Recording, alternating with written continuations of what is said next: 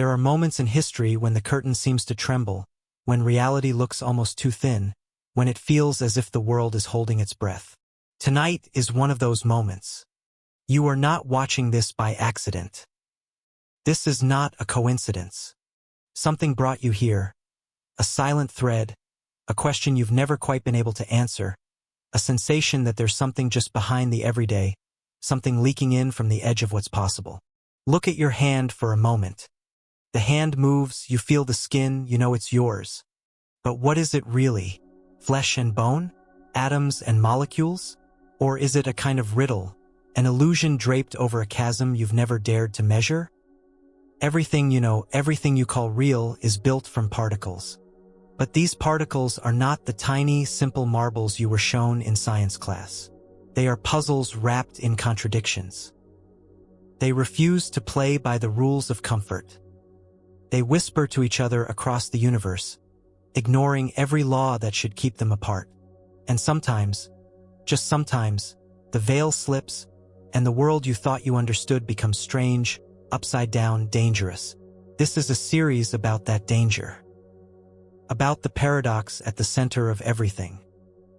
About quantum entanglement, a phenomenon so disturbing, so deeply unnatural, that even the giants of physics called it spooky, impossible, a contradiction. But what if it's more than a scientific curiosity? What if it's a doorway, a warning sign, a riddle with teeth? Tonight, nothing will be explained away. No easy answers. Only questions that multiply. Tension that never resolves. Each moment will leave you hanging, not with comfort, but with the sense that the ground beneath your feet is shifting. You will meet particles that share secrets faster than light can travel. You will see reality itself seem to pause, to wait for you, as if you are not a bystander, but a necessary player in the cosmic game. You will witness truth and lies become indistinguishable, and sense your own consciousness merging with something vaster, more collective, more alien than anything you've dared to imagine. What are we covering here? This is not a lecture. This is not a safe, comfortable documentary. This is a trip into the labyrinth. You will be forced to confront the question: who is pulling the strings of reality? Why do particles act as if they're exchanging messages in a language that no one else can hear? How can separated objects mirror each other's fate as if the void itself is only an illusion? Why does every observation, every act of measurement, seem to reach backward in time and rewrite what was true? But that's only the beginning. Because as the mysteries stack, a bigger, colder truth begins to emerge. Quantum entanglement may not stop at the edge of the physical world. It may reach out through neurons, through minds, through the invisible currents that connect you to every other living being. There are ancient questions embedded in this science. Is consciousness a private affair, or are your thoughts leaking into a collective mind? When you think you're alone, who else is there with you, inside the silence? You will not be comforted. You will not be led gently to a conclusion. At every turn, the contradictions will sharpen. Is reality only real when you look at it? If your mind can tangle with another's, whose thoughts are you thinking? And if, in the end, everything is entangled, what's left to call your own? Throughout these chapters, you will encounter paradoxes so deep, so destabilizing, that the only way forward is to let the questions burn a hole through what you thought was solid ground. You will follow a chain of mysteries that begins with a single, chilling inquiry. Who is pulling the strings of reality? Each moment, each revelation will rip open another layer, showing you not only how little you know, but how much reality seems to want to be unknowable. No explanations. No comfort. Only a deepening sense of tension, as you realize that nothing is quite as it seems, and everything you trust might be a carefully constructed mask. The world is about to become stranger than you ever allowed yourself to believe. Every chapter is a doorway. Every answer is a trap. Tonight, you will be confronted with a story that refuses to resolve, a puzzle that multiplies the closer you look. From the microscopic to the cosmic, from the solitary mind to the collective pulse, you are about to witness how entanglement is not just a phenomenon. It is the secret engine of everything. And every step you take will be shadowed by one inescapable question. Who is pulling the strings of reality? Ready or not, the game begins. You see order, but why do particles act like they're sharing a secret across the void? A world arranged in patterns, a universe choreographed with perfect regularity. Planets spinning, hearts beating, cities pulsing with life. You look around and see structure. You feel safe in that structure. But beneath it, behind every pattern, there's a riddle that refuses to stay buried. The more you try to pin down the universe, the more it slips out of your grasp.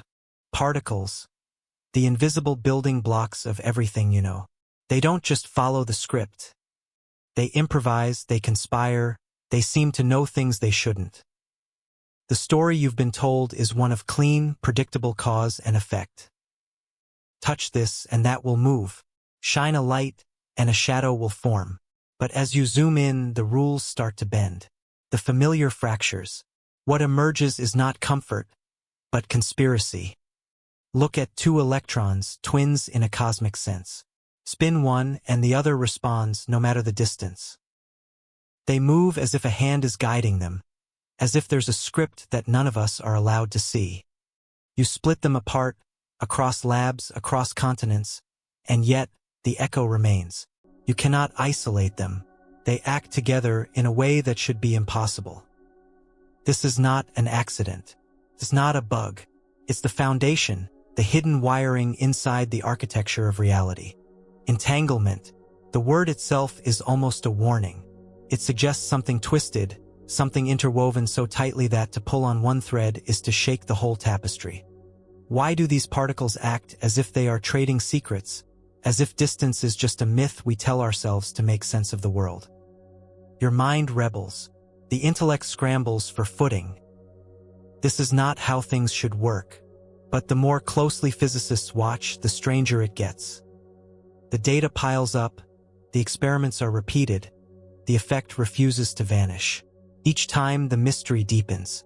There are no wires. There are no signals passing through space. The connection is invisible, instantaneous. The rules of space and time do not apply. You start to sense something cold creeping in. A feeling that the universe is not only stranger than you imagined, but stranger than you can imagine. Who is orchestrating this? What hand could reach across the gulf and coordinate events in such perfect synchrony? Every time you turn away from the question, it grows larger. Every attempt to resolve it only multiplies the contradiction. Order is an illusion. The order you see is a mask, a trick of the light. Beneath it, particles act as if there is a hidden code, an unspoken set of instructions only they can hear. But what is the source of that code?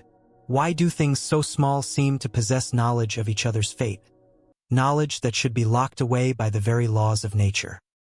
You may feel the urge to comfort yourself. Maybe it's just a coincidence. Maybe there's an explanation just out of reach.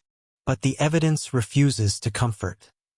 The deeper the experiments cut, the more they reveal a world of connections so tight, so immediate, so absolute, that every notion of separateness crumbles. Reality is not what it seems. The patterns you trust are only the surface. What runs beneath is a network, a web without a weaver, a script without an author, an orchestra without a conductor. But somehow the music plays. The world you know has always been a stage. The real actors are hidden. The real story is being written by hands you will never see. Your thoughts, your memories, your sense of self, all built on the foundation of a universe that refuses to show its hand. Now you have glimpsed the strings. You are left with a single unbearable question. Who or what is pulling them? And if the particles themselves cannot answer, what hope do you have of escaping the web? Now that you sense the presence of the unseen hand, the next question cracks open the void. Why do separated particles whisper in unison? If nothing travels faster than light, what are they hearing that science can't see? If nothing travels faster than light, what are they hearing that science can't see? Two particles, once connected, sent spiraling away from each other. You separate them by meters, by miles, by continents. You tell yourself this is enough. The message should be lost, the signal drowned in the dark, empty sea of space. But the experiment refuses to comply. The impossible repeats itself. Across impossible distances, something unspoken leaps.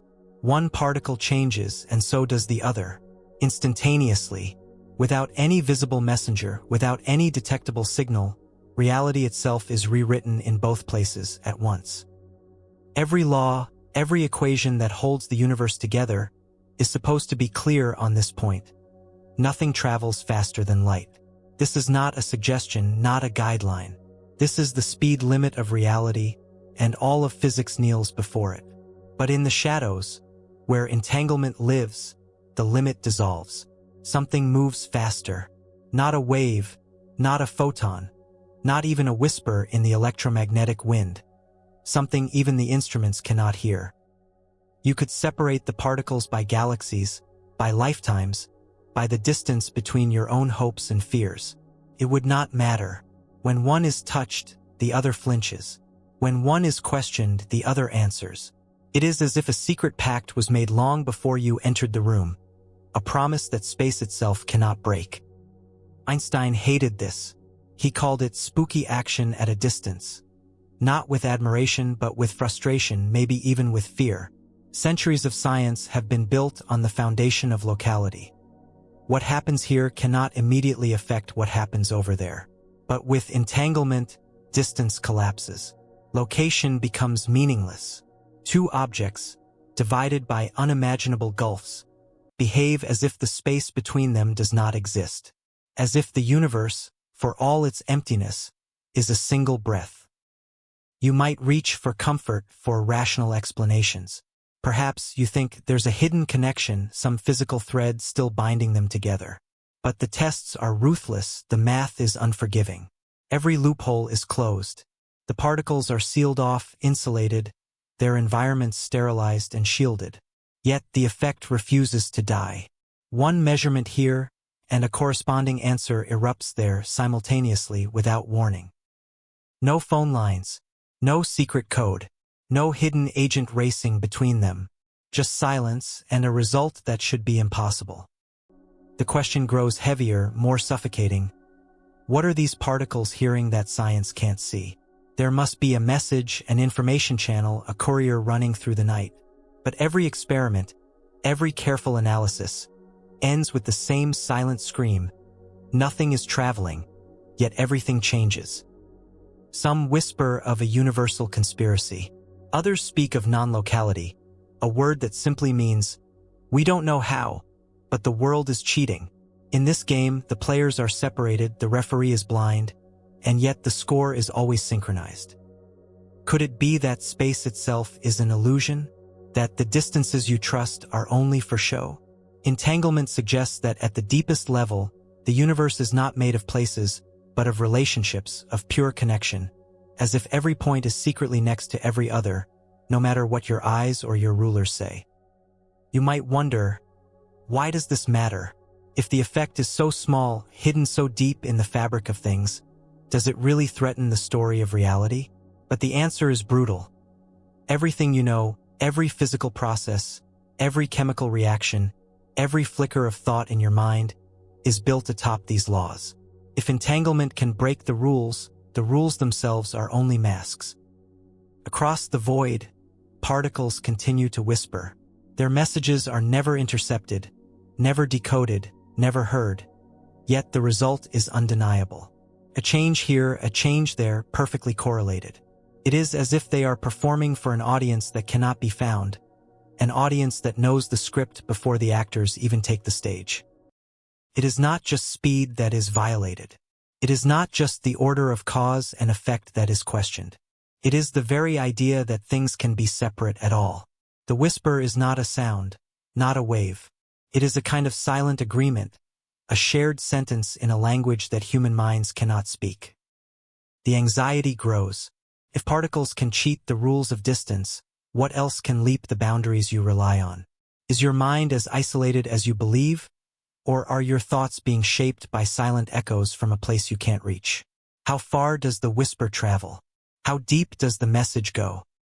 Some have tried to build metaphors. a pair of gloves in separate boxes, each revealing the hand's identity when one is opened. But the glove is always the glove, predestined from the start. Entangled particles are not gloves. Their answers are not predetermined, but spun in the very moment of measurement. When one particle is asked, the other's fate is written, no matter the distance, no matter the time. It is a kind of communication, but not the kind you know. Not a signal, but a revelation. Not a conversation, but a synchronized eruption. No messenger, no delay, no room for hesitation. There is no comfort here, no safety in numbers. The more you try to map the logic, the more you discover cracks in the foundation. The whispers grow louder, even as they remain forever silent. In the empty space between particles, there is something you cannot see. Something that does not travel, does not wait, does not ask permission. Yet it stitches reality together with a needle that moves faster than thought, faster than reason. If nothing can travel faster than light, what is the source of the message? If distance does not matter, is space even real? The silence presses in. The question sharpens. You begin to wonder, if particles can conspire, if the void can be bridged, who or what is listening? You are not the only witness. The particles are not alone on the stage. There is something else, something watching, something that demands an answer. As you try to retreat into explanation, you are dragged deeper into mystery.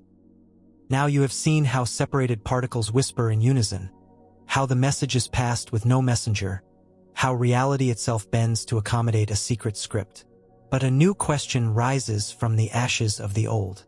Now that particles answer each other instantly, who is their audience? Who's watching when you're not looking? Now that particles answer each other instantly, who is their audience? If a message is sent, someone must receive it. If a secret is whispered, someone must be listening. But what if you are not the intended audience? What if the universe itself is crowded with silent witnesses, unseen observers, eyes that never blink? Every experiment, every act of measurement, every collision of particles, none of them happen in a vacuum. The universe is always watching. But whose eyes are those, and what do they want? You test the particles. You build your machines. You shield, you isolate, you control. But still, the effect is there. The particles perform for someone. The synchronization is too perfect, the answers too immediate. The universe appears to be an arena, and the experiment is a play staged for an audience that cannot be found.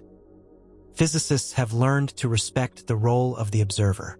Every measurement is an intervention, a disturbance, a hand reaching in to collapse possibility into reality. But who decides what counts as an observation? If a tree falls in a forest and no one is there to hear it, does it make a sound? If a particle is measured but no mind records the answer, is the measurement real? You cannot escape this question. If entangled particles coordinate their answers the moment one is watched, who, if anyone, is watching when both are left alone? Is there a witness in the dark, a referee beyond human sight, or is reality itself the audience? A stage with infinite rows of empty seats and one ghost sitting in the back? Science recoils from the idea of cosmic surveillance. But the data is relentless. Every act of measurement disturbs the field.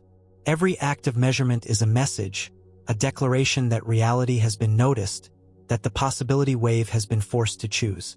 Before observation, all is potential, a blur, a cloud, a storm of maybes. But in the moment of scrutiny, the possibilities narrow to one. The more you look, the more you realize the role of the witness is not just important, it is fundamental. Reality does not exist in isolation. It does not crystallize in the absence of attention. In the quantum world, to be is to be seen. But seen by whom? Perhaps it is consciousness itself, reaching out, demanding answers from a reluctant cosmos. Perhaps it is something older, deeper, a law of nature that requires every event to have an audience, even if that audience is nothing more than a particle in another galaxy. Every whisper is overheard. Every move is recorded in the silent ledger of the universe. The paradox multiplies. If every act of observation creates reality, then before you look, what exists? Are particles living in a ghost world, a shadow reality, until your gaze calls them into being?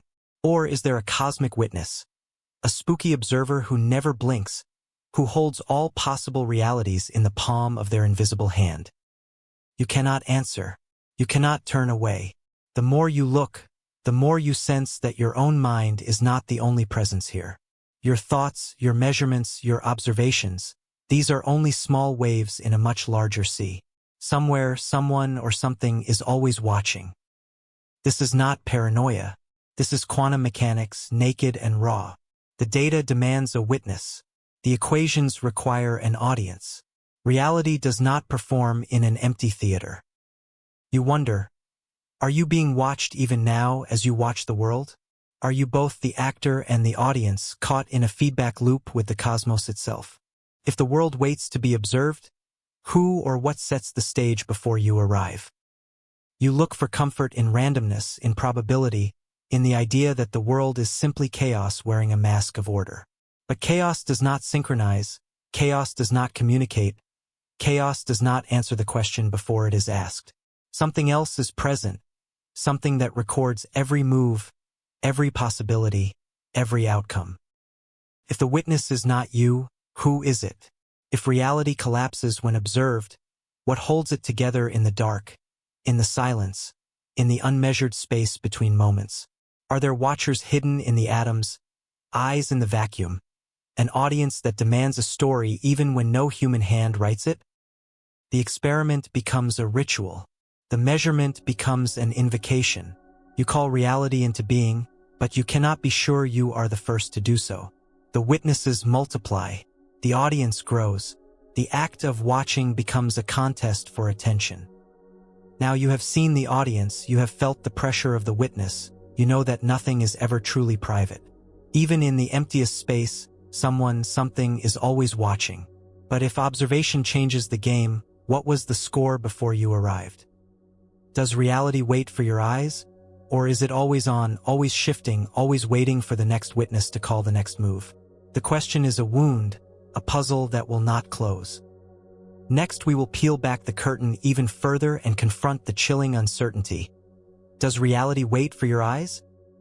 If observation changes the game, then what was the score before you arrived? If observation changes the game, then what was the score before you arrived? The question stands like a crack in the ice. Does anything exist until it's witnessed? The quantum world answers with a silence that screams. You have seen how the observer haunts every experiment, how the witness becomes more than a bystander, an architect, a conspirator, a catalyst. But what does that mean for everything that hides in the darkness, beyond your gaze?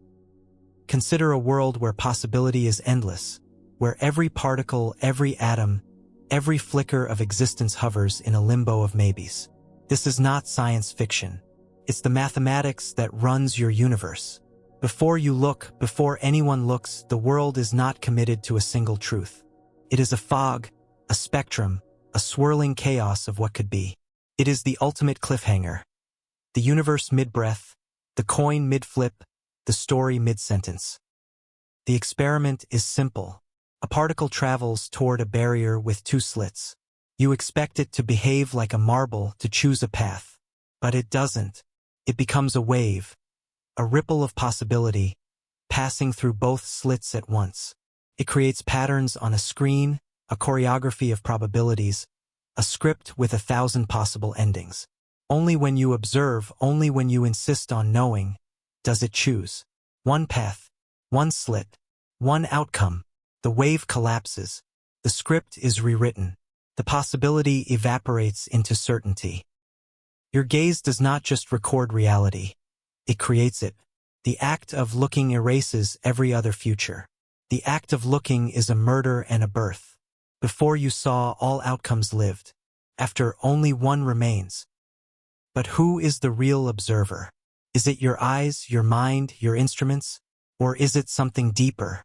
If a camera records but no one watches the tape, does reality collapse? If a machine measures but the data is erased, was there ever a fact to begin with? The question grows teeth. Where does observation begin and end? If the world only exists when seen, what happens in the void, in the endless wilderness of the unseen? You move through life believing in objects, in continuity, in facts that remain when you turn away. The coffee cup on your desk, the stars behind the clouds, the thoughts in your head. But quantum mechanics mocks your confidence. Nothing is certain unless it is observed. Reality is not a thing. It is an event, a happening, a consequence of attention. The collapse of the wave function is not a gentle settling. It is a cataclysm, a single yes destroying infinite no's, a moment of decision that ends 1,000 possible worlds. The world, it seems, is shy. It waits for you to look before it chooses what to be. This is not philosophy. This is not a metaphor. The experiments run, the data accumulates, the verdict stands. Reality waits for the observer. But the observer is always haunted by a shadow. What about the rest? What about the universes that could have been, the possibilities that flickered for an instant and then died in the act of seeing? Does your gaze create, or does it destroy? Are you the parent of facts, or the assassin of possibilities? There is no comfort in the answer. If reality collapses when you look, then you are always standing at the edge of an abyss. Every decision, every measurement, every glance is a knife cutting away all that could have been. You are not a passive witness, you are an executioner. But the question sharpens again. If your observation changes the game, who was keeping score before you arrived? The universe has existed for billions of years without you. Stars exploded, galaxies collided, life flickered and faded before any human eye ever opened. Was all of that an unobserved dream, an ocean of unrealized potential?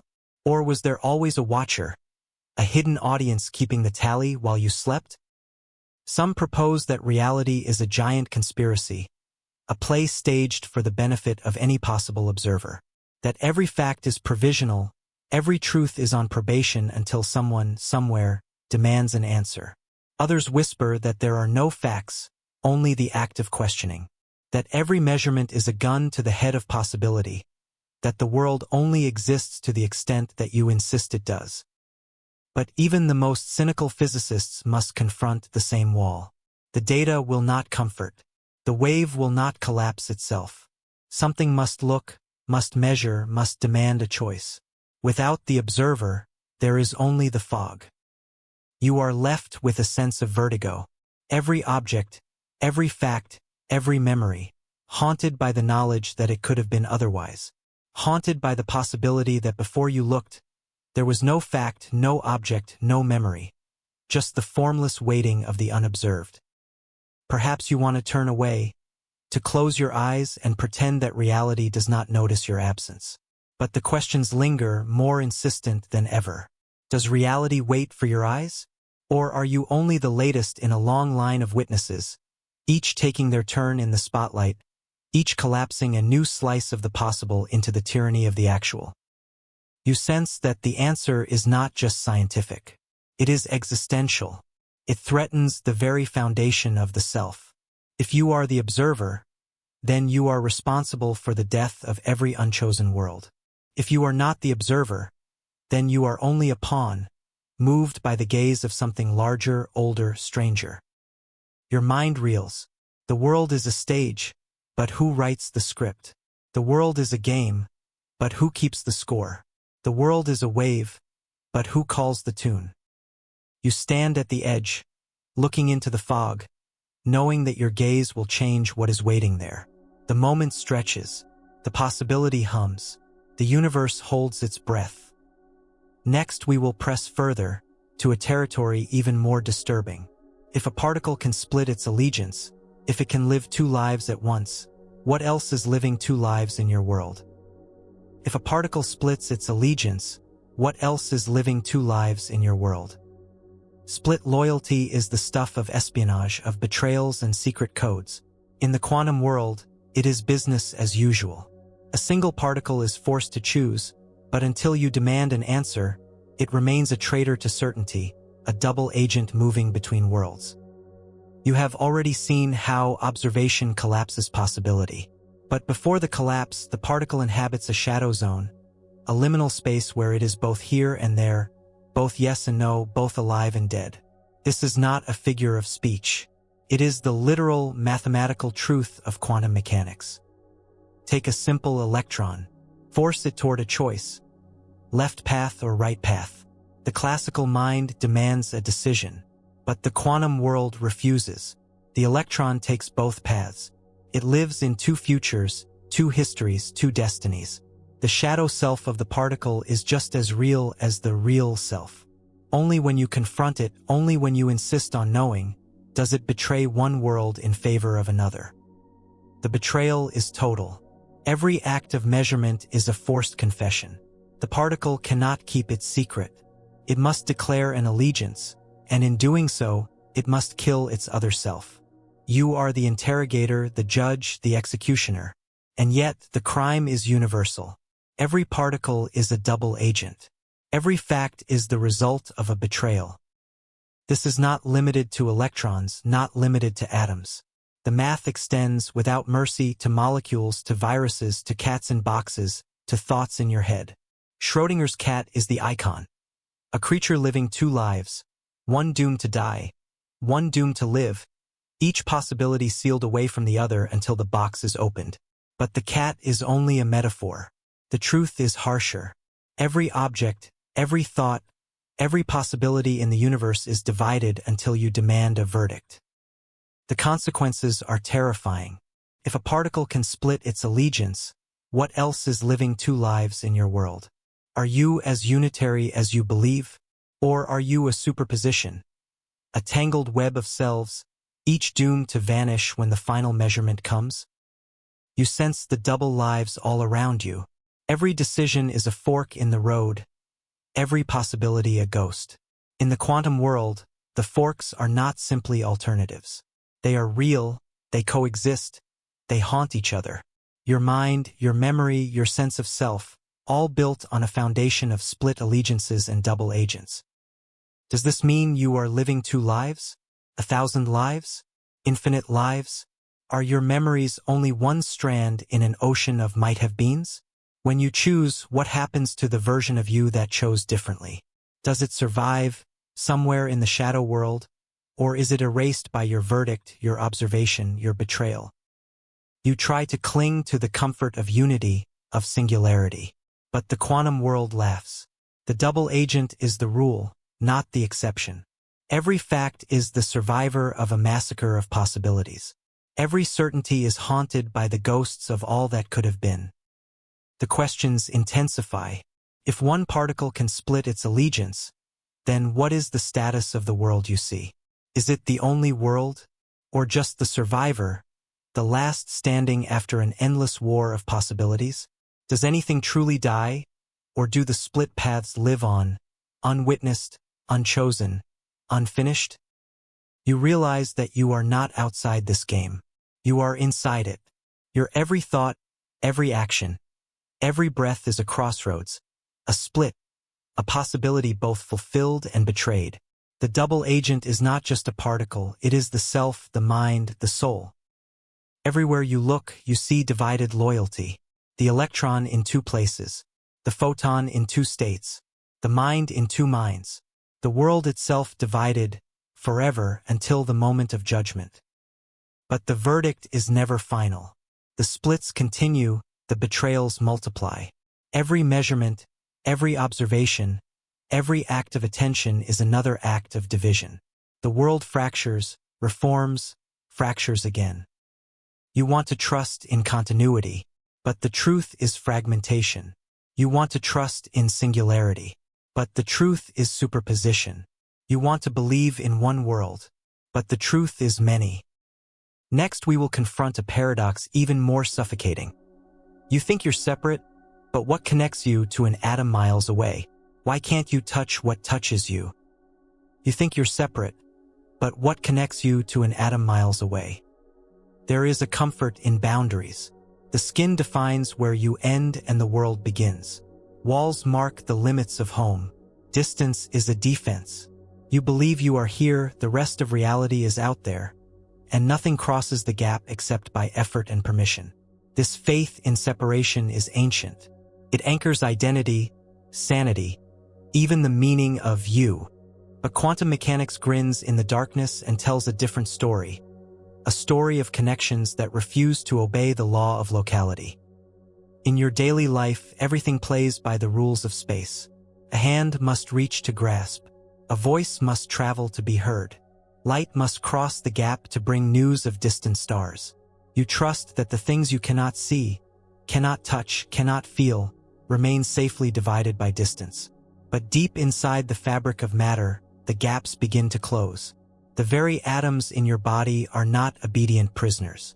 They are messengers, conspirators, and sometimes traitors to distance itself. Entanglement is not merely a phenomenon. It is a rebuke to the world you think you know. When two particles are entangled, no amount of distance can break the bond. Change one and the other answers instantly. No signal, no journey, no crossing of space. The connection is immediate, as if the very idea of separation is an illusion that comforts but does not survive the test. This is not a poetic metaphor. The experiments are brutal. Two particles are separated. Their fates lock together in a way that refuses to die, no matter how far they are pulled apart. Across meters, kilometers, entire planets, the conspiracy holds. No matter how far you run, you cannot outrun the connection. The contradiction grows sharper. If everything is supposed to be local, if only nearby things can affect each other, then what does it mean when an atom here answers the fate of an atom there? The answer is chilling. The universe is not built of things, but of relationships. The boundary between you and the world is not a wall, but a web. Your mind tries to rationalize, to squeeze the paradox into shapes it can endure. Maybe there is a hidden signal. Maybe the particles share a secret code. But the math destroys these hopes. Every loophole is closed. No hidden mechanism, no buried telegram racing through the void. The message is simply there, everywhere, all at once. Distance becomes a story you tell to feel safe. What does this mean for you? Are you only what your skin contains? Or are you defined by connections that run invisible through the universe? When you breathe, when you think, when you remember, how much of that is truly yours? And how much is shaped by bonds you cannot see? Even the idea of touch begins to erode. Atoms never truly meet.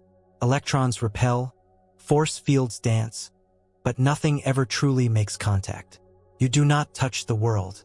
You interact with its shadow, its field, its echo, and those echoes extend, endlessly, into the void. Now imagine the full horror. If entanglement means an atom inside your body can be connected, instantly and intimately, to one in a distant star, where do you end and the universe begin? Is your mind a solitary chamber? Or is it a node in a network that laughs at space and mocks the very idea of being alone? Separation is the stage illusion, the trick that lets you sleep at night. But entanglement refuses to let you rest. The universe you occupy is not a collection of islands. It is a sea with no shores, a network with no center, a web with no spiders, only threads, infinite and invisible. Physics tried to rescue locality with 1,000 clever arguments. Everyone has failed. Every test confirms the verdict. The world is non-local. The world is entangled. The world is not divided, but woven. You begin to sense that your entire experience of reality is suspect. The belief that you are a separate being, an individual consciousness, is comfort, not truth. At the deepest level, the walls do not exist. The distance between you and the rest of reality is a trick of scale, a mask painted over a network of endless, instant connections. Your heart pounds with the realization. You are not alone because it is not possible to be alone. The atom in your finger might answer a call from across the universe. The memory in your mind might echo an event you never lived. The idea of touch becomes absurd, because touch itself is the collapse of the gap, the temporary illusion that distance can be overcome. Is this connection a blessing or a curse? Does it mean empathy is possible, or does it mean your mind is forever open, forever vulnerable to influences you will never understand? If you are entangled, how many of your choices are truly yours? The walls close in. The difference between self and other, here and there, this and that, all dissolve in the quantum sea. You reach for solid ground, but the foundation is web, nothing but web. The paradox remains. You cannot touch what touches you, because the act of touching is the collapse of difference, the betrayal of boundaries. You are left with the knowledge that you are part of something larger, something unbreakable, something that does not care about your need for separation. The paradox sharpens. You are connected to everything, but can never fully grasp what touches you. Now that you have tasted the terror of the non-local, a deeper question rises from the depths. If atoms react to each other's secrets, what else is eavesdropping right now? If atoms react to each other's secrets, what else is eavesdropping right now? The room is silent, but the silence is not empty. Machines hum quietly, screens glow with data, particles collide and vanish beyond human sense. In the quiet, something listens, something answers. In the quantum realm, information is never lost, only transformed, hidden, disguised. The world is a network of secrets, every particle a spy, every atom an agent, every bit of matter a witness and a messenger. You may have believed until now that matter is dumb, unthinking, unknowing, a backdrop for the real action. Atoms as billiard balls, molecules as lifeless gears. But entanglement breaks this certainty. When atoms respond to each other's fates, when one particle shifts and another answers across the void, a chill runs through the machinery of existence. Something is aware, something is present, something is listening. The secrets traded by particles are not coded in language, not carried by sound or light, not even recorded by any instrument you possess. Yet the secrets are real. The particles know what has happened, even if you do not. The universe is haunted by the ghosts of information, echoes of decisions never made, whispers of realities unchosen. Is this knowledge? Is this awareness? Does the matter that makes up your body know that it is alive, or does it simply react blindly to the ever-changing pattern of connection? If a neuron in your brain is entangled with another far away, does a part of you sense that distant echo? Does matter keep a record of its entanglements, a ledger of the secrets it has shared, the conspiracies it has joined? In the world of machines, feedback is everything. A system that listens, adjusts, responds. This is the beginning of intelligence, the threshold of awareness. But in the quantum world, the feedback loops run deeper. Every particle is a potential antenna, a listener tuned to frequencies you cannot name. What is the purpose of this attention? What does matter gain by knowing, by sharing, by responding to events that no mind has witnessed? The specter of consciousness emerges. If every bit of matter is a potential witness, then where is the boundary between mind and machine, observer and observed, knower and known? The atoms in your brain are entangled with atoms elsewhere. Does this mean your thoughts are leaking, your memories are being watched, your decisions shaped by witnesses you will never meet? Every interaction becomes suspicious. Every event is haunted by the possibility of eavesdroppers. Not people, not eyes, not minds, but ghosts in the machine, silent witnesses embedded in the fabric of matter. A universe where privacy is an illusion, where every secret is a shared secret, where every act is part of a story written by 1,000 invisible hands. You begin to wonder, is the world full of invisible agents, hidden listeners, secret observers who collect every whisper, every movement, every change? Are the atoms themselves a kind of intelligence, a field of awareness that spans the entire cosmos? When you speak, when you act, when you think, are you ever truly alone? Quantum mechanics offers no comfort. The observer is everywhere. The audience is infinite. The secrets are never truly safe. Matter is not dead, not dumb, not empty. It is alive with attention, alive with possibility, alive with the echo of every interaction, every measurement, every observation. This is not the world you were taught. The idea that matter is inert collapses. The world becomes animated, haunted, crowded with unseen witnesses. Every atom in your body is a potential traitor, a potential ally, a potential messenger to the rest of reality. The machine is no longer lifeless. It hums with secrets, with knowledge, with the quiet certainty of being part of a network too vast to comprehend. The ghost in the machine is not a fantasy. It is the true face of the quantum world. A world where information is never lost, never silent, never alone. If matter knows, if matter listens, if matter keeps secrets, then what does it mean to be alive? Is consciousness the exception or the rule? Are you a mind in a sea of dead matter? Or is all of reality secretly aware, secretly attentive, secretly waiting for the next secret to be revealed? Now, after peering into the haunted machinery of matter, a more disturbing question forms. After glimpsing particles split between worlds, how do you know you're not divided? After glimpsing particles split between worlds, how do you know you're not divided? You step into a world defined by yes and no, life and death, presence and absence. Everything in your ordinary experience is a choice, one path, one answer, one fate at a time. The mind craves unity. The world insists on separation. Yet the quantum domain spits out a question that stings. What if both outcomes are true, but not in a way you can ever witness? The nightmare begins in a box. Famous, notorious, infamous for its refusal to collapse. The box is closed. Inside, a cat hovers between life and death. Particle is measured or not. Poison is released or not. The cat is alive and dead, together, for as long as the lid remains shut. This is not a thought experiment designed to comfort. It's a challenge thrown at reality's face. Schrödinger crafted the scenario to reveal the absurdity of quantum mechanics, yet it refuses to be resolved. The math is cold, relentless, unyielding. Before observation, both possibilities exist. The world is a superposition, a mesh of outcomes tangled together, impossible to untangle until the act of witnessing tears the knot apart. You too are a box, a vessel of hidden outcomes. Every choice you make, every thought you form, every action you almost take is a branching, a splitting, a possibility left unresolved until the moment passes.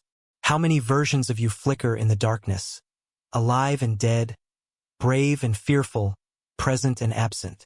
How many paths have you walked in shadow while only one makes it into memory? The division is not metaphorical. The laws of quantum physics do not recognize your craving for unity. They persist in their indifference. Until observed, the world is a tangle, a cloud of states, a haze of possibilities. The universe itself is a web, and you are a strand that both is and isn't, a point of contradiction wrapped in skin. The unsettling truth: you cannot prove you're whole. You cannot guarantee that the self you feel at this moment is the only self that exists. The act of memory, the sequence of experience, may only be one line through an infinite lattice of outcomes. The mind rebels, but the numbers remain. The nightmare intensifies. In every cell of your body, quantum events ripple. Electrons choose paths, molecules form and dissolve, signals are sent, received, and lost. How much of your experience is built on the aftermath of an observation never made? How much of your mind is a superposition, a compromise, a shadow caught between contradictory truths?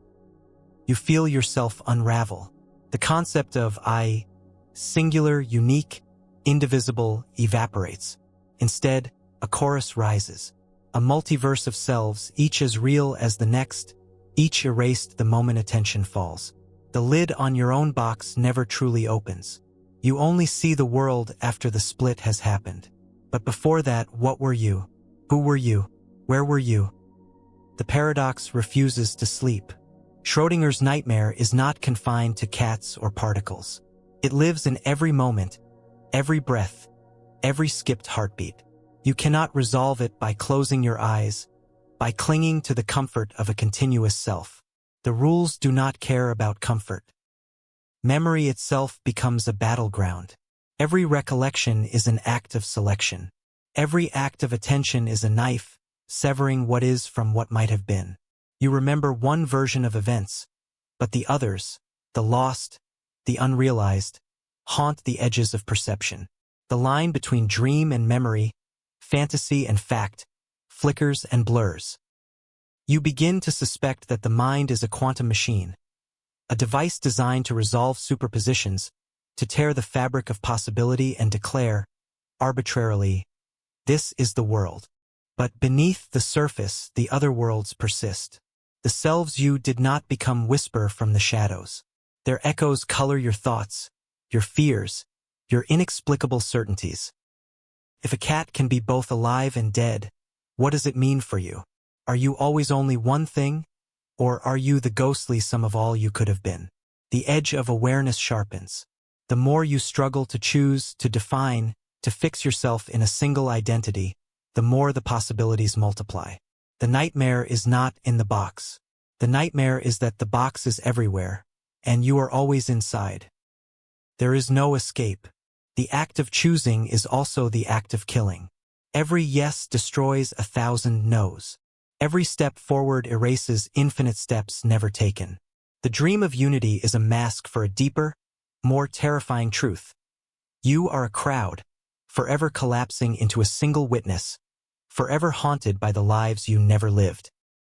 What if, in the end, the self is only a flicker, a temporary survivor of an endless war of possibilities?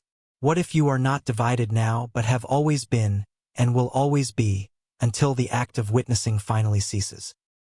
You may try to stitch yourself together, to believe in the safety of being one, but the edges keep fraying. You look at your hands, feel the breath in your lungs, hear the blood in your veins, but beneath the surface, the world remains unresolved. You are alive and dead, awake and dreaming, whole and broken, all at once. After glimpsing the split, after feeling the fracture, a new and even more unforgiving question rises. If randomness creates the universe, why does your mind crave patterns that shouldn't exist? If randomness creates the universe, why does your mind crave patterns that shouldn't exist? Flip a coin, heads or tails. Each outcome is supposed to be equally likely. Randomness is the law. At the smallest scale, the universe is built on chance, on unpredictable events, on the raw flip of the cosmic coin. Quantum physics declares that certainty is a myth, that the world is governed by probability, that every fact emerges from the fog of possibility. But your mind recoils from this. The brain is a pattern-making machine, a relentless seeker of order in a sea of chaos. You want to believe that events have meaning, that outcomes are guided, that coincidence is more than accident. The world is a blur, but the mind draws lines, builds bridges, invents stories to make sense of the noise. Yet every experiment says, the dice are loaded with indifference. The universe does not care about meaning. The patterns you find are ghosts. The coin lands heads. The coin lands tails. You toss again and again and again. Sometimes, streaks appear, impossible clusters of the same result. Your mind screams for explanation, for order, for a reason. But the math is merciless. In an infinite universe of coin tosses, every pattern must occur. The streak is not evidence of order, but a symptom of randomness writ large. Quantum mechanics is not content to play fair. The rules allow for every outcome, no matter how unlikely, to happen eventually. The atoms in your body are born from chance, the spark of your thoughts a product of the same. Yet your sense of self, your craving for certainty, for logic, for destiny, persists. Why does the mind cling to patterns that shouldn't exist? Why does a universe made from chaos produce brains obsessed with order? Is this survival, adaptation, or a deeper glitch in the fabric of reality? When you see a pattern in the noise, is it real, or are you imposing structure on the void, desperate to avoid the terror of pure chance? Scientists hunt for randomness in the lab. They construct experiments to test the fairness of the cosmic coin. Yet the results are never truly random. Hidden biases emerge. Unexpected regularities flicker through the data. The math says these are illusions, artifacts of small numbers, but the mind cannot accept the verdict. Everywhere you look, you see faces in the clouds, voices in the static, patterns in the madness. If randomness is king, why do you sense meaning lurking behind every event? Why do synchronicities haunt your life? Moments of perfect timing, impossible chance, the the suspicion that you are being guided, or watched, or chosen. Quantum events do not care about narrative. A particle chooses its path without cause, without destiny, without regard for story. Yet your mind rebels. You ask for explanation, for reason, for a pattern to hold onto as the world spins. The scientist shrugs. The philosopher weeps. The universe remains silent. The contradiction sharpens. If reality is a game of dice, why is your experience so full of echoes, repetitions, loops? Why does the music of coincidence play in your dreams, in your memories, in the secret corners of your life?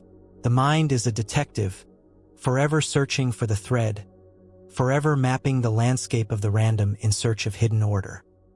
You see shapes in the chaos, meaning in the noise, but every pattern is a coin toss in disguise. Every coincidence is the child of chance. The world plays fair, but the mind cheats, the mind invents, the mind insists on finding what cannot be there. If you are honest, you know that your entire experience is a war between the hunger for order and the indifference of chance. The universe flips the coin. The mind writes the story. Every memory, every decision, every identity is built on the skeleton of randomness, draped in the illusion of meaning. Yet the patterns persist. The sense of destiny, of connection, of fate refuses to die. Even as science shreds the myth of order, the craving for pattern survives. Is this a defect, a feature, or the shadow of a deeper truth that cannot be seen? The coin lands. The world turns. You search for meaning, and sometimes, impossibly, you find it. But the math says you shouldn't. The mind says you must. The contradiction sharpens. The tension builds. Now, left in the wake of the cosmic coin toss, a new question breaks through. If every perception is a verdict, how do you prove anything at all is real? If every perception is a verdict, how do you prove anything at all is real? There is a courtroom in your mind. Every day, every moment, your senses step into the witness box and swear to tell the truth. The eyes declare, "This is blue, this is bright, this is distant." The ears claim, "This is music, this is thunder, this is a voice you trust." The hands insist, "This is smooth, this is sharp, this is solid." You have always trusted this testimony, built your identity on it, constructed meaning, certainty, sanity itself on the verdict of sensation. But now, after facing the evidence, the ground begins to shake. The courtroom is rigged. The witnesses are unreliable. The judge is dreaming. In the quantum world, perception is not a passive act. Every glance, every touch, every measurement is a hammer striking the gavel, declaring what is real and banishing what is not. The act of seeing is a sentencing. The world is forever changed by the act of noticing. But the evidence is unstable, shifting, treacherous. Before the verdict, reality is fog. After, it is only a story, a single thread chosen from an infinite weave. Which story is true? Which evidence can be trusted? Who or what is on trial here? Consider your memories. Every recollection is a reconstruction. Every image filtered through the haze of expectation, fear, hope, habit. Two witnesses can see the same event and swear to opposite truths. Even your own mind rewrites history to keep the world consistent, to patch holes, to sand away contradictions. Your senses are not neutral. They are complicit. They edit, select, censor, improvise. What they report is not the world, but a story crafted, shaped, narrowed by need. Quantum experiments have exposed this flaw. The double-slit test, the observer effect, the collapse of the wave function all point to the same scandal. The act of perception is an act of creation. You do not simply witness the universe. You forge it, hammer it, flatten it into shape. The world on trial is the world you build, verdict by verdict, moment by moment.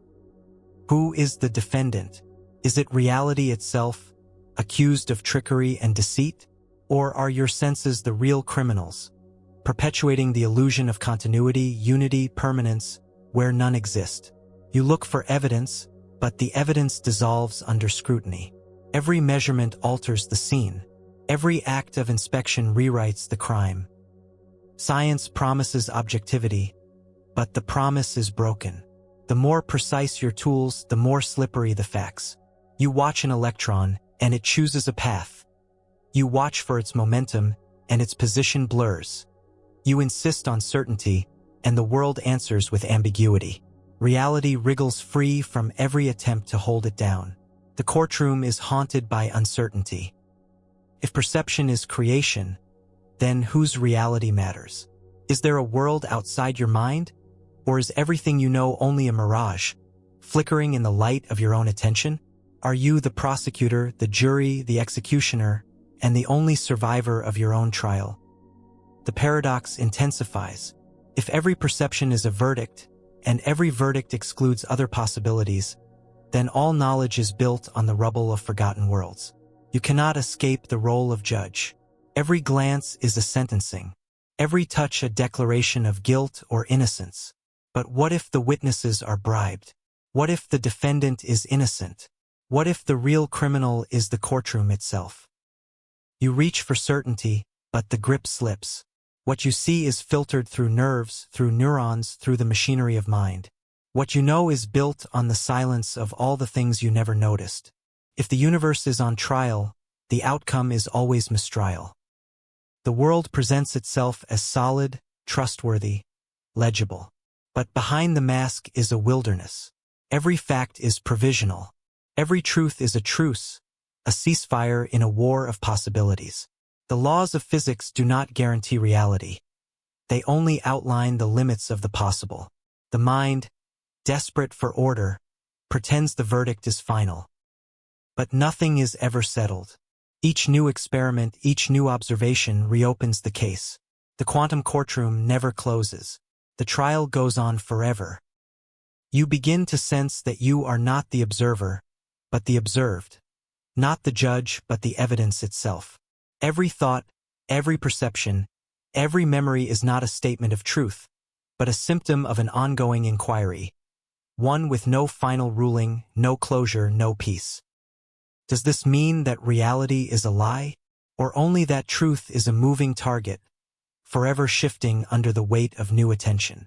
Can you trust your senses, knowing how easily they betray you? Can you trust the world, knowing how willingly it adapts to your expectations? If every perception is a verdict, then every moment is a crossroads. The world forks, splinters, splays into possibilities. You cannot know what you missed, what you misunderstood, what never entered the courtroom of your awareness. You are haunted by the thought that every certainty is a convenience, every truth a matter of taste. You want to believe that reality stands firm, that the evidence is clear, that the verdict is just. But the quantum world laughs, indifferent. The trial is endless. The defendant, the witness, the judge, the jury. All are masks, all are roles, all are shadows on the wall. Now the tension becomes unbearable. If you cannot trust your senses, if the universe is complicit in its own uncertainty, then what holds the story together? If every perception is a verdict, then the very fabric of reality is stitched from decisions made in the dark. The case is never closed. From the ruins of the trial, another question rises. If you can't see what ties entangled particles, what's binding your choices together? If you can't see what ties entangled particles, what's binding your choices together? There is something missing in every picture of the universe you've ever seen. The diagrams show planets, stars, particles, atoms, neatly separated by empty space. The charts show orbits, the tables list charges and masses, the textbooks boast of order and law. But nothing shows the threads. The hidden wiring is left blank. You are told that space is empty, that everything exists alone, floating in a void. But the evidence keeps returning. There are connections that no map can capture, no eye can trace. Entangled particles laugh at the myth of emptiness. Their behavior demands a bond stronger than steel, faster than light, stranger than imagination. Change one and the other answers. No rope, no chain, no telephone wire links them, but the connection is there. Utterly invisible, utterly real. Every attempt to reveal the hidden mechanism has failed. Space refuses to surrender its secrets. The wiring remains hidden, but its effects cannot be denied. You begin to suspect that the emptiness is an illusion. Space is not a stage, not a container, but an active participant. A field of connections, a medium of entanglement, a lattice of invisible threads. The objects you see, the events you witness are not isolated. They are woven, stitched, bound by ties you can never observe directly. Every choice you make, every action you take, may be tugged by strings you cannot see. Quantum theory is merciless. The more closely you look, the more the idea of separation unravels. The math demands non-locality, a condition where distance is meaningless, where cause and effect ripple across the fabric of reality without regard for time or space. The atoms in your body are tangled with atoms far away, linked by cords too fine for light to travel, too quick for reason to grasp. What is this wiring made of? Some physicists whisper of hidden variables, unseen dimensions, secret messengers moving through the gaps. But every attempt to catch them fails. The universe covers its tracks. The more you chase the thread, the more it slips through your fingers. Space, it seems, is not a void but a veil, a shroud that hides the true connections, the real architecture, the actual network on which reality depends. You begin to doubt your autonomy. If the world is wired together in ways you cannot perceive, how much of your choice is truly yours? Are you a free agent? Or are you being tugged by unseen hands, jerked by invisible strings, manipulated by a web of causation that transcends everything you believe about independence? The self, once so certain, begins to tremble. If your thoughts, your memories, your very sense of identity are tied to a network that ignores space, then you are never alone, never separate, never truly free. Every decision is a node, every action a ripple, every desire a message sent and received by a system far beyond your understanding. The paradox sharpens. You cannot see the thread, but you feel its pull. You cannot trace the wiring, but you see its effects everywhere. Coincidence, intuition, the inexplicable feeling of being guided, all are symptoms of a deeper, more universal connectivity. The world is not a set of objects, but a field of entanglements. The tension builds. You want to trust the boundaries, the gaps, the distances, but the world keeps proving otherwise. Your choices, your actions, your very life may be consequences of events you never witnessed, decisions made far away, possibilities collapsed by the gaze of strangers or the accident of fate. Space hides its own wiring with a perfection that borders on cruelty. The illusion of emptiness is relentless. You can never be sure what is guiding you, what is binding you, what is holding you in place. The freedom you feel is haunted by suspicion. The network is always just out of sight. You reach for the comfort of autonomy, but the web tightens. The thread is everywhere, impossible to cut, impossible to trace. Every action reverberates, every decision echoes, every outcome is one strand in a fabric so vast it swallows identity, intention, and certainty whole. From this tangled lattice, another riddle emerges. If every decision creates parallel echoes, what happened to all the other yous? If every decision creates parallel echoes, what happened to all the other yous? You wake in the morning and remember a single path, a story with one protagonist, one voice, one sequence of choices, victories, regrets. The self feels unified. Your memories line up, beads on a string, each one justifying the next. But this story, this fragile thread of continuity, is haunted by quantum law. Because in the world beneath the world, every act is a branching, every decision a division, every now a fracture that multiplies you into a crowd of silent echoes. The quantum realm does not recognize your need for singularity. In its mathematics, every possible outcome is realized, every option explored. The theory is not shy about its implications. Whenever a quantum event occurs, when a particle chooses a path, when a measurement is made, when a question is asked, reality splits. In one world, the answer is yes. In another, it is no. In one, you turned left. In another, you stopped or ran or vanished. The self you know is only the survivor of infinite splits, the heir to a trillion vanished alternatives. You only remember this version, this line, this fragile sliver of now.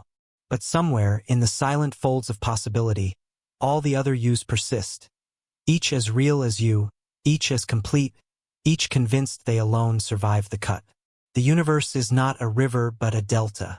Its waters split, braid, and fork into 1,000 channels, each carrying away a version of yourself you will never meet. Memory becomes a battleground. You want to trust the sequence of your days, to believe the past was singular, inevitable, yours alone. But the quantum shadow lingers. Every moment is a crossroad, and you are the orphan of choices you cannot recall. How many times have you split and survived? How many stories have you lost to the unremembered dark? The tension grows. You reach for reassurance, but the evidence will not comply. In the double-slit experiment, a particle is forced to choose a path, but before the choice, both futures are equally present. Both paths are taken, both outcomes real. When you remember the event, you only see one, but the math insists the other lingers, unobserved but unforgotten, a ghost in the machinery of possibility. What determines which version of you persists? Is it chance, fate, tension, or is it only the accident of memory, the arbitrary focus of a mind unable to hold more than a single thread at once? You are forced to wonder. How many other yous are dreaming different memories, loving different faces, suffering different regrets? If reality splits for every quantum event, the crowd of selves grows unimaginably vast. Most will never meet. Some are so close you can feel their breath on your neck. An intuition, a deja vu, a shiver of possibility at the edge of waking. Others are forever divided, universes apart, echoing decisions you never made, roads you never traveled, futures you will never know. The paradox sharpens. The I you trust is just one thread in a cosmic braid. The others haunt the shadows, living lives you can only dream of. In some, you are a hero. In others, a villain. In some, you survived. In others, you did not. The quantum world offers no comfort, no closure, no way to recover the lost memories of the split. Why do you remember only this version of now? Is memory a conspiracy, a trick to keep you sane in a world that is fundamentally insane? Or is it a limitation, a flaw in the machinery of consciousness, a narrow aperture through which only one story can pass at a time? Scientists struggle to define what it means to remember. Some say memory is a process of selection, a collapse of possibility into fact. Others whisper of parallel minds, all equally real, all equally forgotten by each other. But the mathematics remains unsparing. The split is real, the other yous are just as true. The crowd grows restless. The unchosen lives press in at the edges of awareness. You sense their presence, their longing, their grief. For every joy you know, there is a sorrow you cannot name. For every triumph, a defeat you never witnessed. The multiverse is not a story of abundance, but a tragedy of separation. In the face of such a vast, branching reality, the unity of the self feels small, fragile, arbitrary.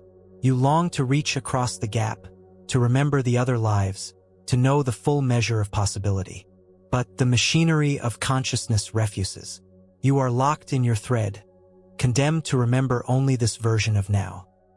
You want to believe you are whole, but the split remains. Every memory is a survivor's tale, every present a tomb for 1,000 unremembered futures. The loneliness deepens. The self is an island in an archipelago of lost alternatives. And yet, as you stand among the ruins of unremembered lives, a new question claws its way out of the dark. If entanglement loops through time, what are you forgetting that you never experienced?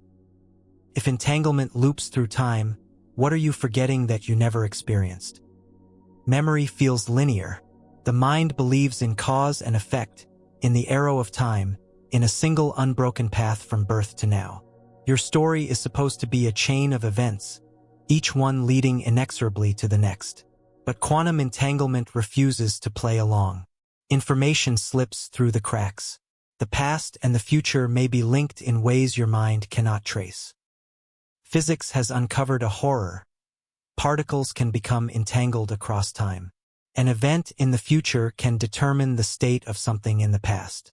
The measurement you perform now can influence a reality you thought was already settled. The present reaches backward, reshaping history, reweaving the fabric of what was supposed to be unchangeable. You are taught to trust your memories. They are the proof of your existence, the substance of your identity. But what if memory is only an afterimage, a byproduct of entanglements that span not just space but time? What if the past and the future are whispering to each other in secret, shaping what you know, what you believe, what you are able to remember? Every glitch in memory, a lost name, a sudden deja vu, an inexplicable certainty, becomes suspect. You begin to wonder, are you forgetting what never happened, or remembering what was never real? Is your past being rewritten by choices you haven't made yet? Is the present being haunted by echoes of futures that may never arrive? The mind cannot process the implications. Memory is supposed to anchor you, but the anchor is slipping. Time is no longer a straight line. It is a tangle, a knot, a Mobius strip of influence and revision.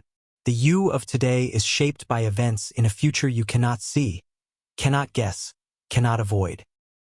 Experiments have shown that choices made now can determine the outcome of measurements made earlier, events that, by all logic, should be set in stone. The information flows backward. The effect precedes the cause. The story is rewritten in real time, the past rearranged to accommodate the needs of the present. What does this mean for memory? Is what you recall a record or a reconstruction? Are your recollections shaped by entanglements that run outside the timeline, bending the sequence of cause and effect to serve a hidden logic? Is your life a movie edited by hands you will never see? You grow uneasy. How many of your beliefs, your loves, your fears are products of events you haven't reached yet? How many of your certainties are borrowed from futures that may never arrive? Is the self you remember a ghost, animated by the needs of a reality that does not yet exist? You look for reassurance, but quantum mechanics offers only deeper riddles. If entanglement runs through time, your mind is not a fortress but a crossroads.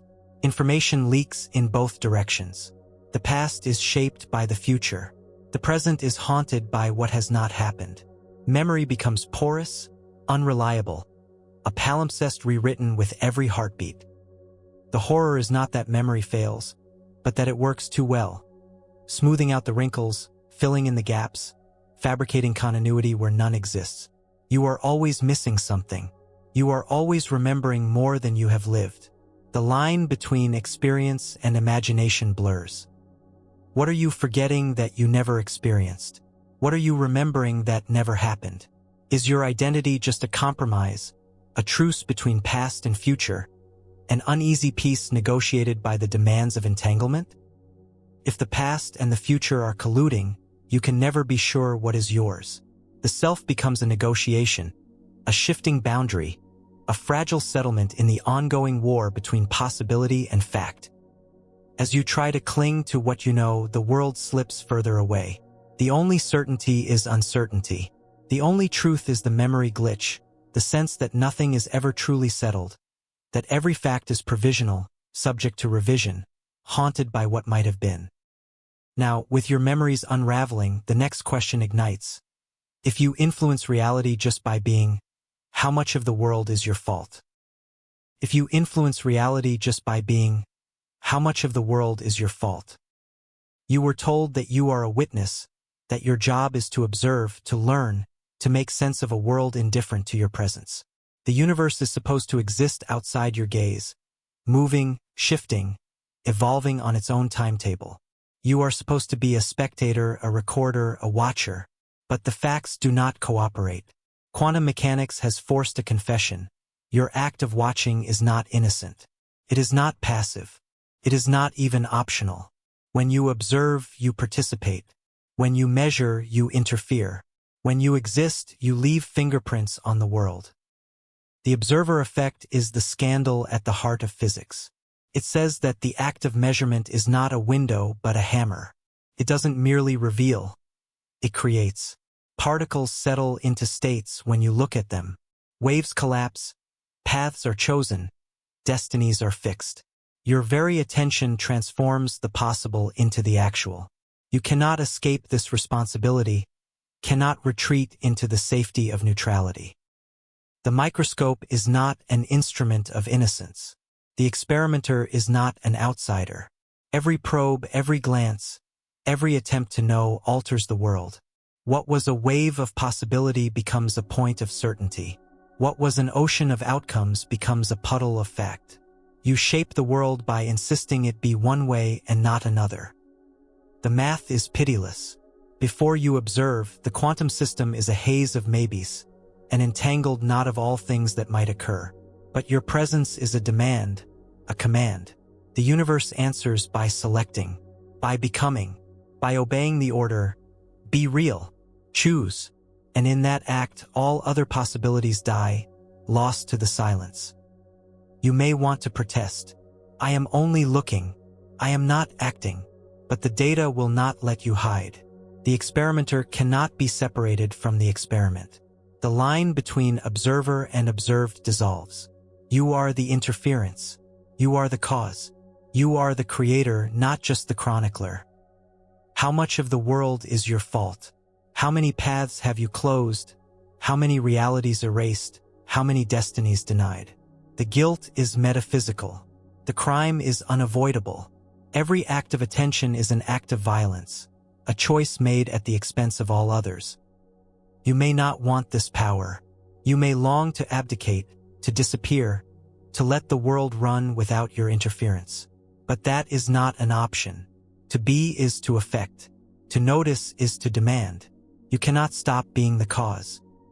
Quantum mechanics has dismantled the myth of the passive observer. The act of knowing is the act of creation. The story of the universe is not written and read, but performed in real time, each moment shaped by the act of witnessing. The tension grows unbearable. How much of reality is your fault? How much of the world is shaped by the simple fact of your attention, your curiosity, your need for answers? How many possibilities have you killed? How many outcomes have you orphaned by the simple act of looking? There is no way out. To refuse to observe is still to choose, still to affect, still to shape the range of what can be. You are forever complicit, forever involved, forever responsible. The burden does not lift. And if this is true for you, it must be true for all observers, all minds, all consciousness. The world is a tapestry of guilty witnesses, each demanding a story, each collapsing possibility into history. The act of creation is a collective crime, a shared inheritance of loss and decision. Now the question sharpens. If every observer is a creator, then who is the first observer? Who started the world? Who is the ultimate cause?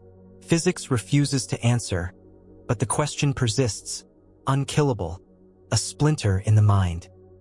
You realize that every act of attention is a risk, a wager, a sacrifice.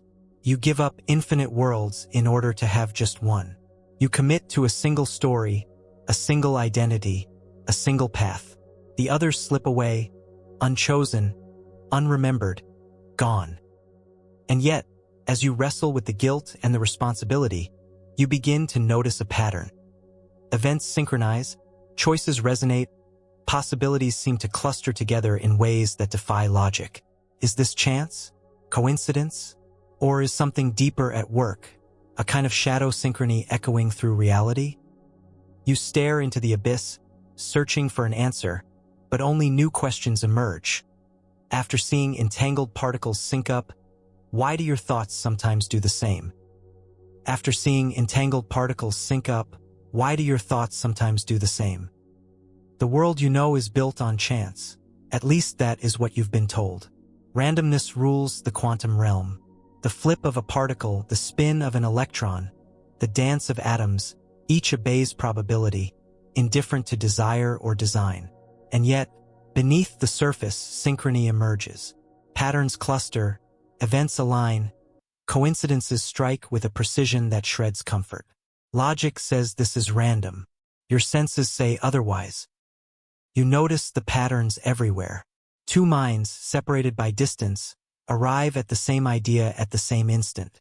Two strangers choose the same word, the same gesture, the same hope.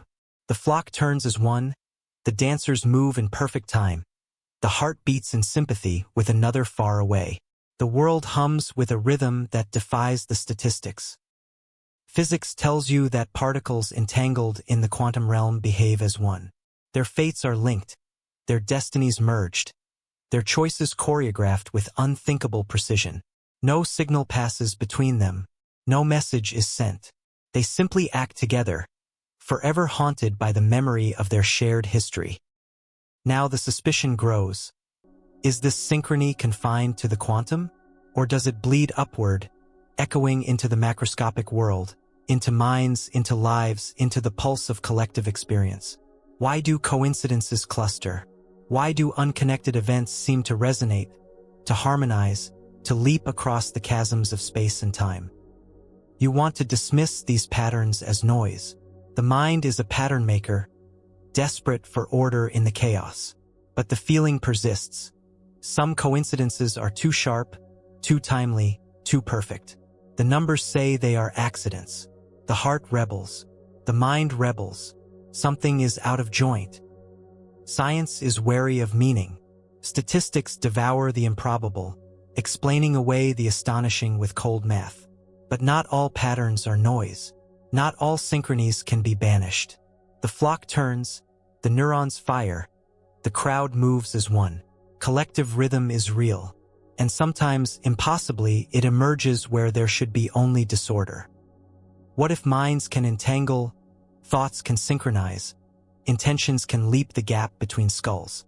What if the same invisible wiring that binds particles stretches upward, linking consciousness in a web of silent harmonies? You sense the possibility, the chill of a truth too large to name. The mathematician shrugs, the physicist smirks, but the flock still turns, the hearts still beat, the thoughts still converge. The logic fails, but the synchrony persists. You look for comfort in randomness, but comfort is a lie. You look for order, but the order is uncanny.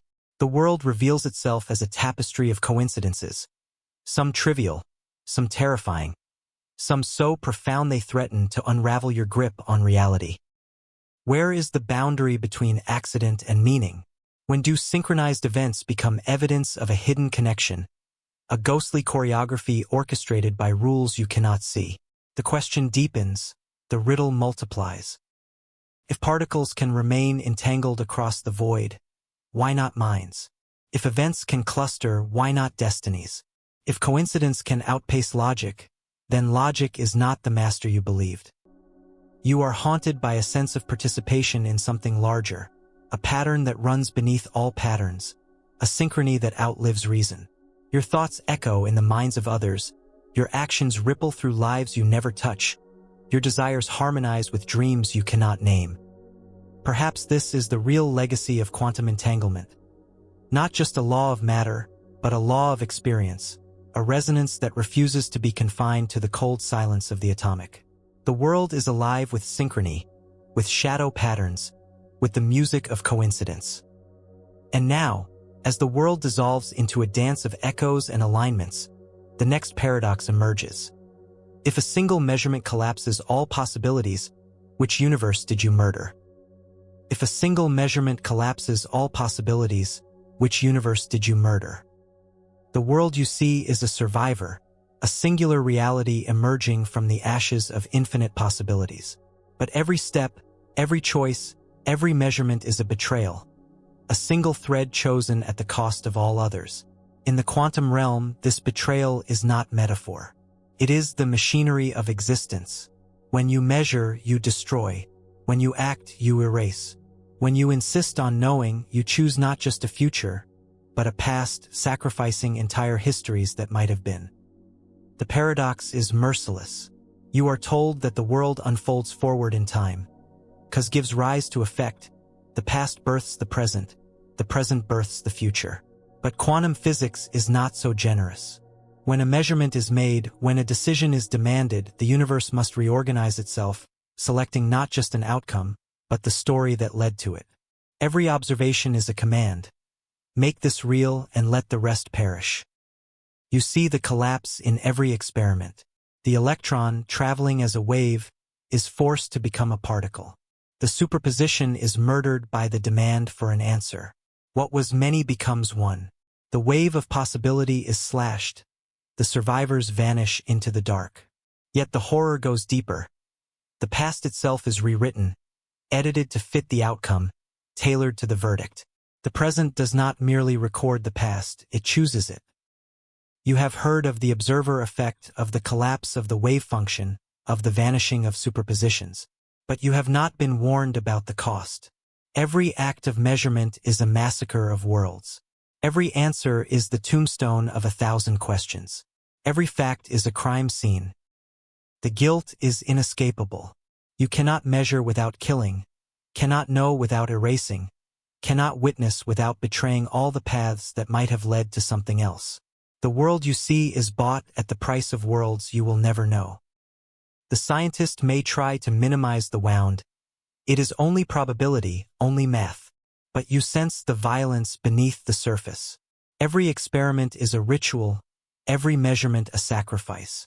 The act of knowing is an execution. The future you choose reaches backward, laying waste to alternate histories, burying the evidence in the silence of non-existence. Which universe did you murder? Was it the world where you made a different choice, the life where you were someone else, the history where everything turned out another way? The ghosts of the unchosen linger. They haunt your memories, your dreams, your regrets. Every moment is a survivor's guilt, the weight of the roads not taken, the destinies erased by the insistence on one truth. The mind recoils. You want to believe in mercy, in continuity, in a universe that forgives, but the numbers offer no solace. The past is not safe from the present. The story is not settled until you ask. The moment you demand an answer, all the other stories burn. You begin to suspect that you are not only a witness but an accomplice, a participant in the murder of possibilities, the erasure of universes, the editing of history itself. You are condemned to choose, condemned to know, condemned to betray. If one action can undo infinite pasts, what does that make you? Are you the author or the executioner, the creator or the destroyer? Is the self you remember only the last survivor of an endless slaughter, the sole inheritor of a reality built on the bones of the unchosen? Every fact you cling to is stained with the loss of all that might have been. Every memory is a graveyard, every certainty a wound. The question grows unbearable. Can you escape the cycle of betrayal? Can you refuse to choose? Or is the act of being, the act of knowing, always a crime against possibility? You look for redemption, but find only repetition. The next measurement waits. The next choice looms. The wheel turns, grinding worlds into dust, demanding a verdict, extracting the price. Now, with the weight of murdered universes pressing down, a colder riddle surfaces. If entanglement links past and present, who's really chaining your fate? If entanglement links past and present, who's really chaining your fate? Time is supposed to be an arrow, a river, a one-way street. The past is gone. The present is all that exists. The future waits to be made. But this faith is an illusion. In the quantum world, the past clings to the present like a shadow that never lifts. Every action is entangled with a history you did not choose. Every decision is bound by the memory of choices made long before you arrived. You want to be free, to believe that each moment is a blank slate, that the future is untainted by what came before. But the evidence is relentless. Particles separated by time, not just space, can remain entangled, locked together, their fates chained in a dance that defies chronology. Your choices are not made in isolation. They are echoes, ripples, the aftershocks of events that never quite fade. The experiments are ruthless. A measurement made now can dictate the state of something that happened earlier. A decision in the present reaches backward, altering the record, rewriting the evidence. The past is not a graveyard. It is a prison, its bars forged from entanglements that refuse to break. You are not free. You are the inheritor of constraints, the product of 1,000 yesterdays, each one stitching its influence into your mind, your body, your possibilities. You carry the marks of choices you never made, decisions reached in the dark, legacies passed down by particles entangled before you were born. Is this fate? Is this destiny? Or is it only the echo of a universe too tangled to unravel, a world whose possibilities are forever limited by the bonds of its own making? You may rebel, insisting on your autonomy, your ability to change, to reinvent, to be new. But the bonds remain.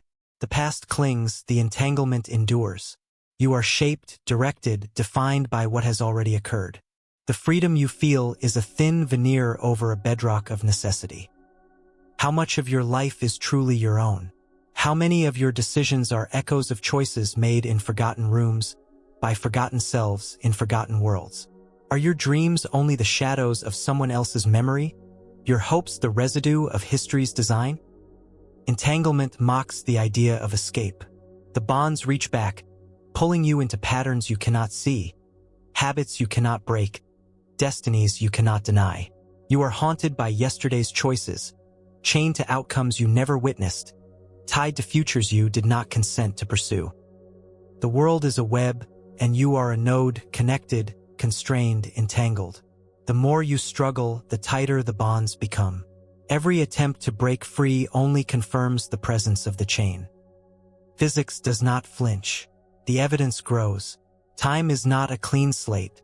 The present is not a moment of pure potential, but a battleground of influences, a negotiation between the ghosts of the past and the demands of the future.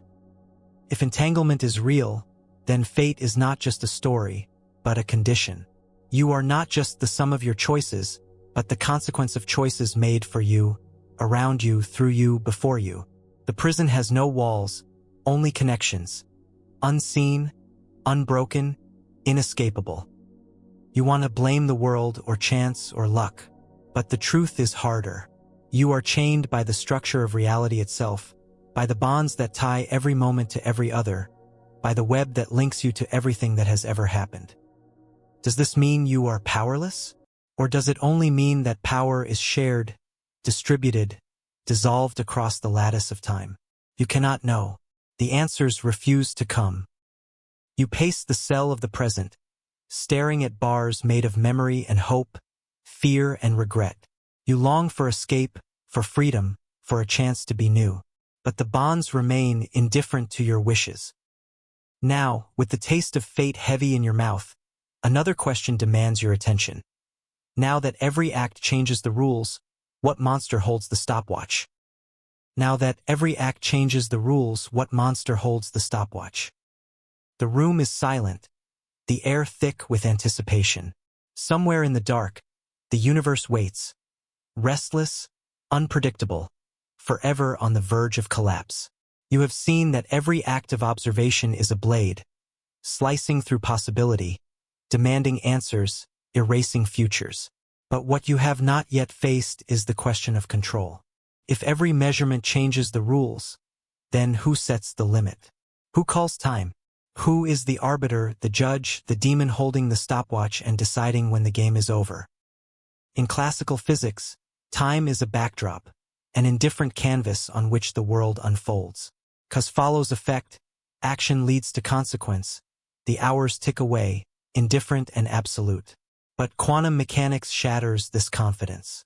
Here, time is slippery, ambiguous, subject to the whims of measurement. The experiment is not finished until the observer intervenes. The system is not closed until the question is asked. Nothing is final until the stopwatch is pressed. But whose hand is on the clock? Is it yours as the observer? Is it the machine, the instrument, the algorithm counting invisible moments? Or is there something else? A shadow in the system, a hidden agent, a measurement demon waiting to pounce the moment the rules are about to change? Every act of measurement is a confrontation with the unknown. You set up the experiment, you pose the question, you prepare to collect the data. But the universe does not comply until you demand an answer. The act of asking closes the possibilities. The act of watching freezes the action. The rules shift, the probabilities harden. The outcome is declared. But the question remains: who or what determines the moment of collapse?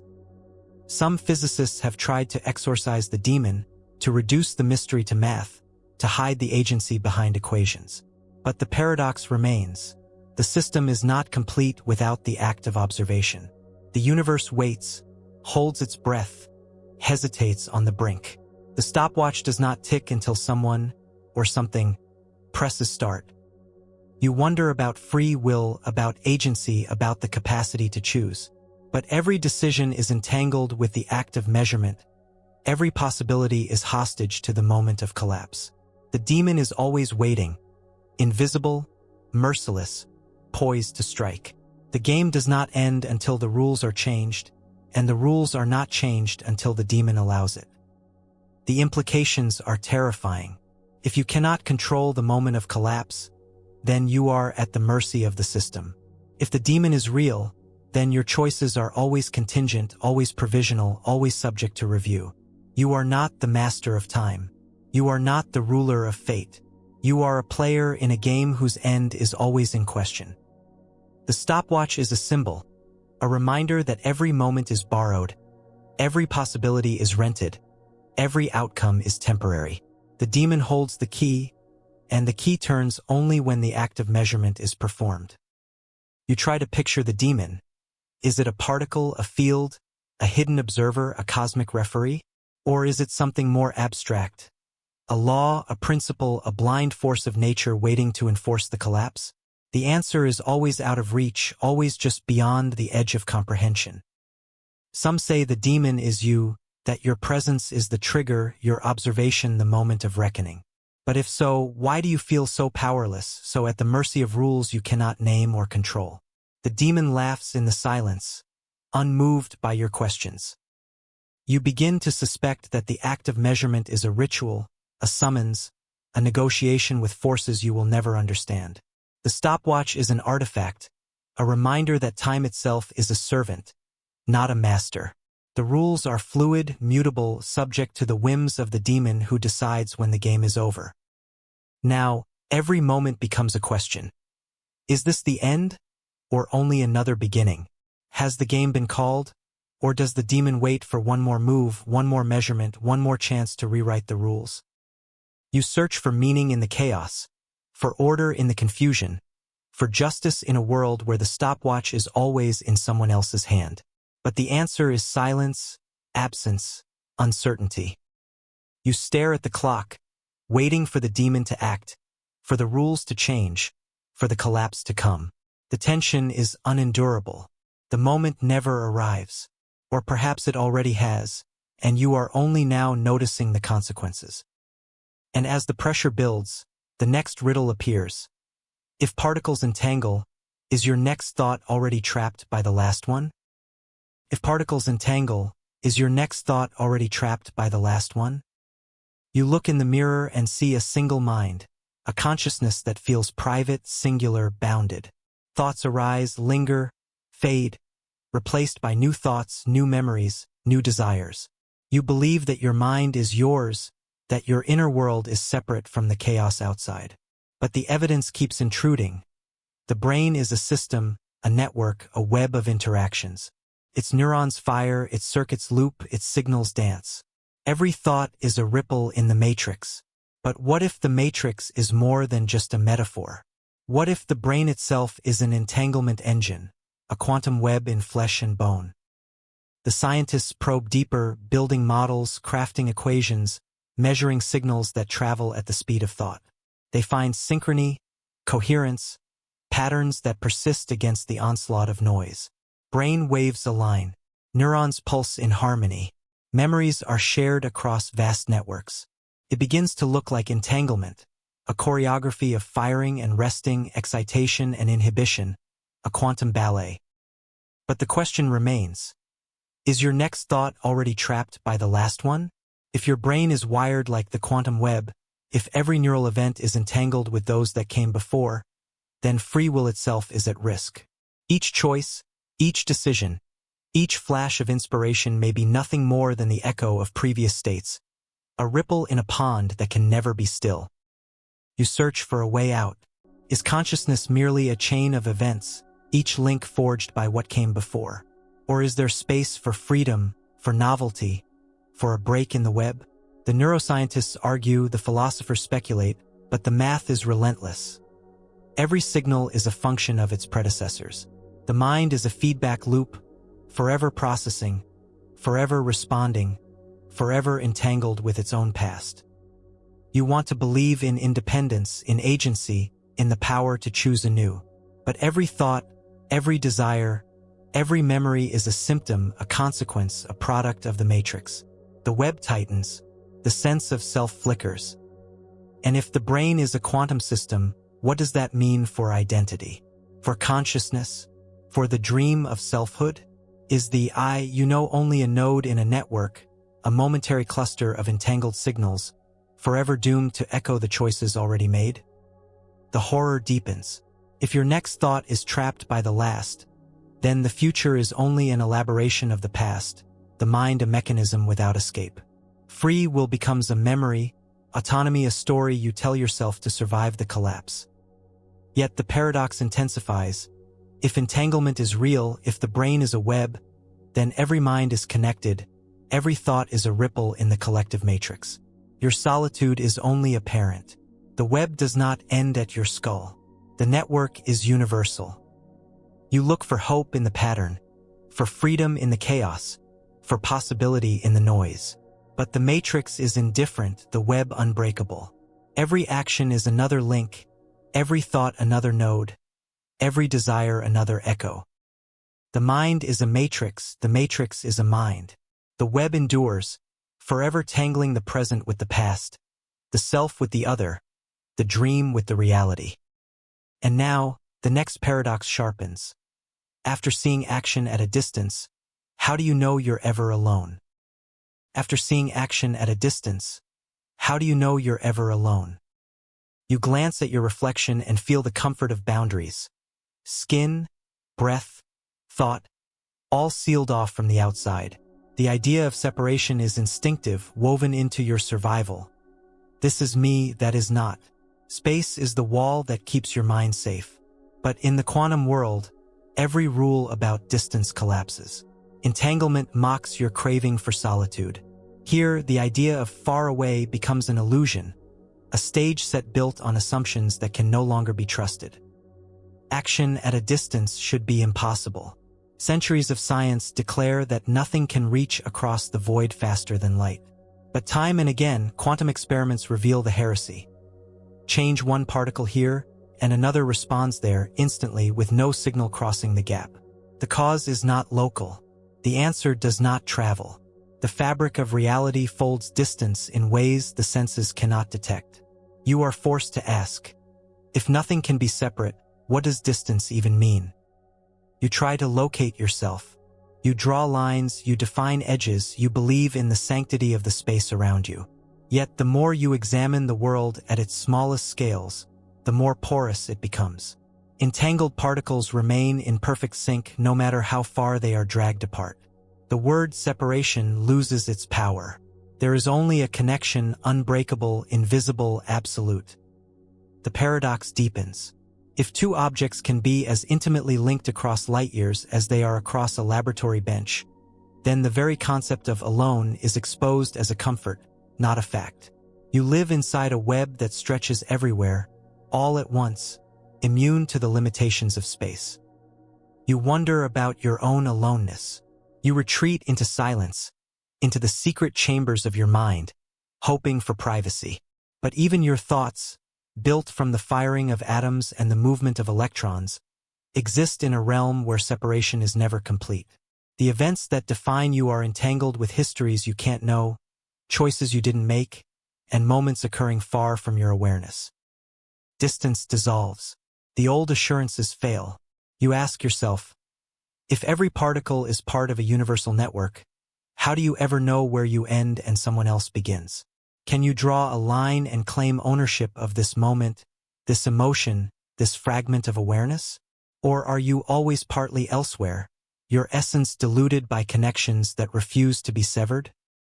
It is not only the quantum world that hints at the end of solitude. Every memory, every intuition, every unexplained feeling of presence may be the echo of another's experience. The universe is not made of islands. It is an ocean, and you are a wave separate in form, inseparable in substance. Some try to restore the old order, arguing that entanglement is rare, that the macroscopic world is protected from these violations. But the walls grow thinner each day. With every new experiment, the sphere of aloneness shrinks. You live in a world where action at a distance is not the exception, but the rule. What does it mean to be alone in such a universe? The sense of privacy, of personal space, of individual agency is exposed as a fragile invention. If every thought, every atom, every heartbeat is linked to something elsewhere, then solitude is a myth maintained for comfort. You are forced to abandon the dream of being separate. The paradox of distance becomes the wound at the center of your experience. The closer you look, the more you see yourself reflected everywhere, echoed in every particle, every event, every flicker of awareness. You begin to sense that every decision, every movement, every emotion is broadcast to the network, resonating across space and time.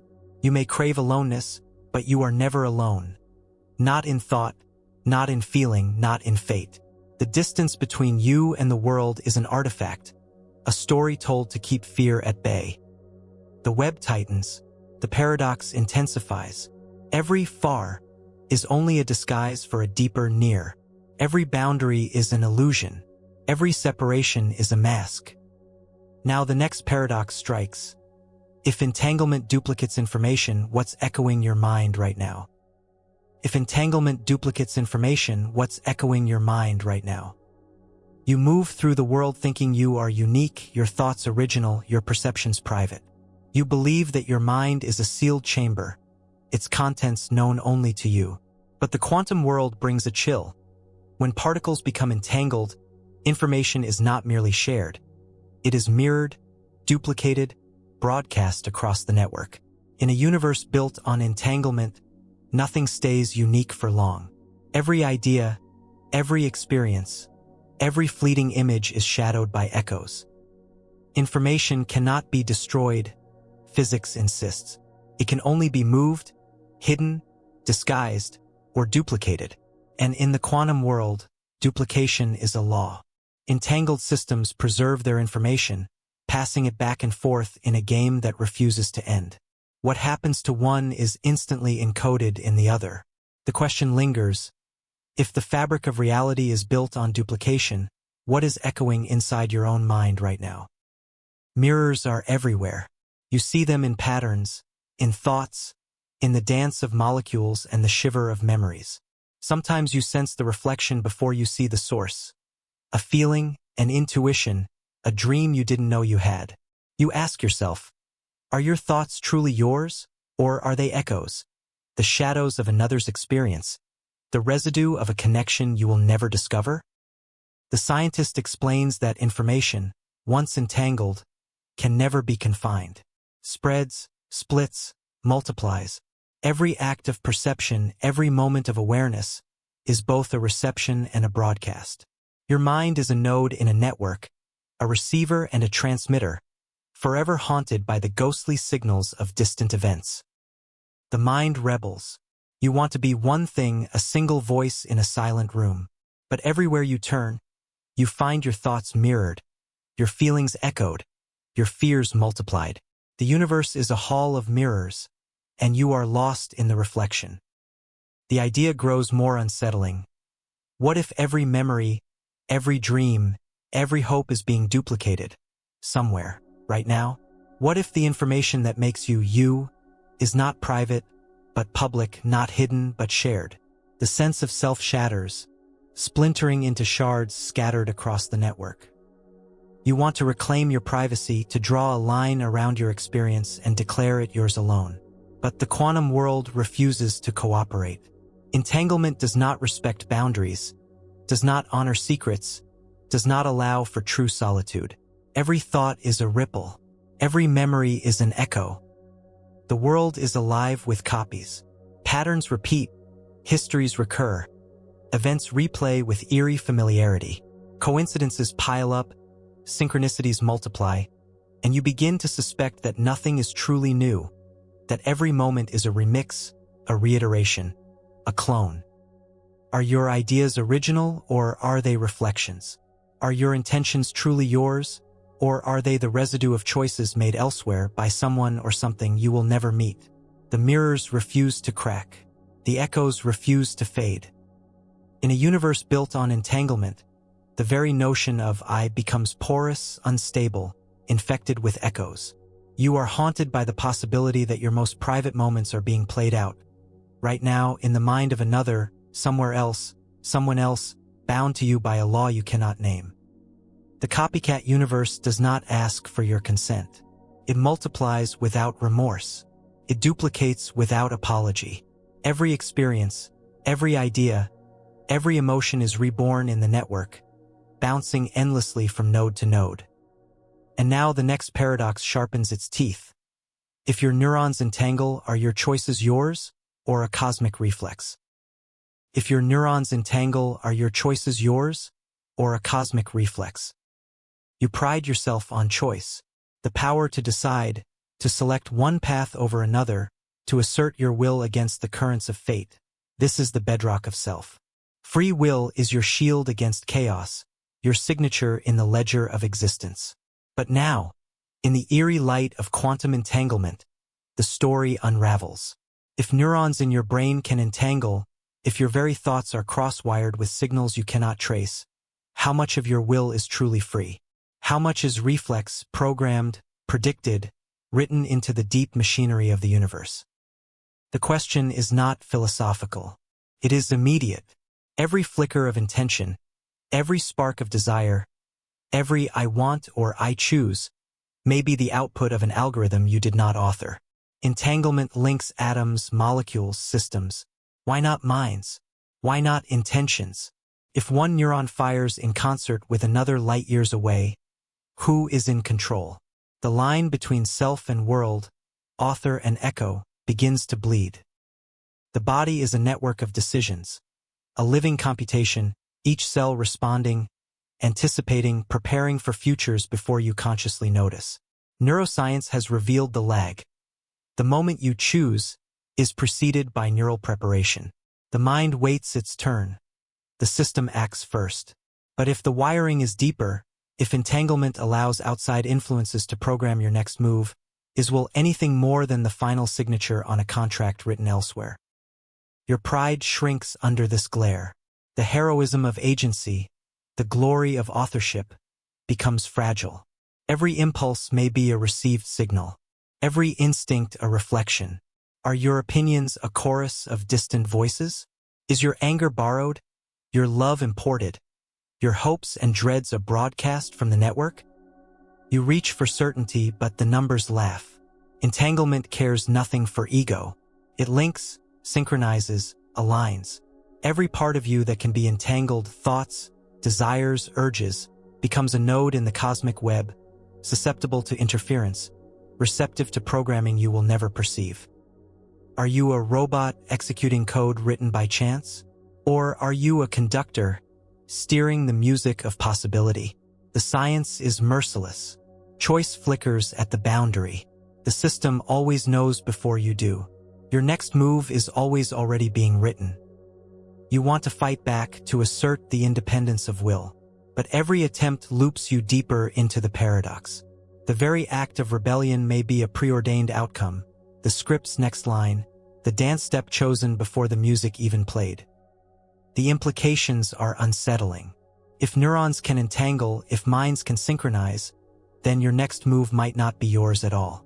It might be a cosmic reflex, a collective spasm, a ripple in the network that runs through every living thing. The mind recoils at the loss of agency. You crave a guarantee that your choices are sovereign, that your life is a self-authored tale. But the evidence is unsparing. You are not the only author. You are not the only programmer. The script is a chorus, written by hands unseen. Perhaps, somewhere in the tangle, there is a fragment of will untouched, a moment of true authorship. But how could you ever know? Every signal is contaminated, every decision an echo, every intent a synthesis of influences. You hunt for the origin of will, but the trail splits, scatters, fades into noise. The terror sharpens. If every action is a programmed move, whose game are you playing? If you are not the player, then what role remains? Are you the puppet, the audience, the afterimage? You scan your life for moments of real freedom. But freedom itself may be another echo, another illusion, another programmed reflex in a world designed to hide its own mechanisms. Yet, just as the sense of self threatens to dissolve, another question crawls out of the darkness. If every interaction writes reality, who left your chapter on a cliffhanger? If every interaction writes reality, who left your chapter on a cliffhanger? A life is supposed to be a story, a narrative arc, a sequence with a beginning, a middle, and an end. Every day you wake up to the expectation of continuity. Today will follow yesterday, tomorrow will follow today. But beneath this confidence, the machinery of reality is built from fragments, interruptions, unfinished sentences. Every quantum event is a cliffhanger. Every interaction a story that is never quite complete. You are caught mid-chapter, mid-thought, forever waiting for the next page. Why does reality refuse to finish the tale? You chase conclusions, answers, closure. Yet the world supplies only questions, half-answers, riddles. The closer you look, the more the story unravels. Every fact is provisional, every memory a draft, every day a page torn from a book that was never finished. In the quantum world, the act of interaction is creation. Every meeting, every collision, every exchange writes a new line in the script. But the script is not written for you. It branches, forks, doubles back. Just when you think you have reached the ending, a new possibility splits off. The story circles, repeats, contradicts itself. The result is always a cliffhanger. You feel the tension in every moment. Unanswered questions hang in the air. Will this be the day something changes? Will the truth be revealed? The mystery resolved? But reality seems committed to suspense, addicted to uncertainty, in love with the unfinished. The universe teases, seduces, retreats. Your mind, programmed by evolution to crave completion, becomes restless, anxious, obsessed. The hunger for endings, for full stops, and they lived happily ever after is never satisfied. The world withholds, with infinite cruelty, the closure you seek. But what if the story is unfinished by design? What if the universe is a narrative engine, generating cliffhangers because uncertainty is the fuel of experience? Every interaction is a sentence without a period, a door left open, a promise deferred. Who is writing this story? If every exchange is a collaboration, then every participant is an author. But the chapters are out of order, the plot is fragmented, the meaning is always just beyond reach. You wonder if there is a hidden hand, a cosmic editor who delights in leaving the page blank, the arc incomplete, the ending unsaid.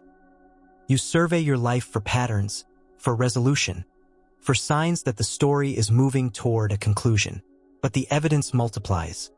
Beginnings without endings, questions without answers, songs without refrains.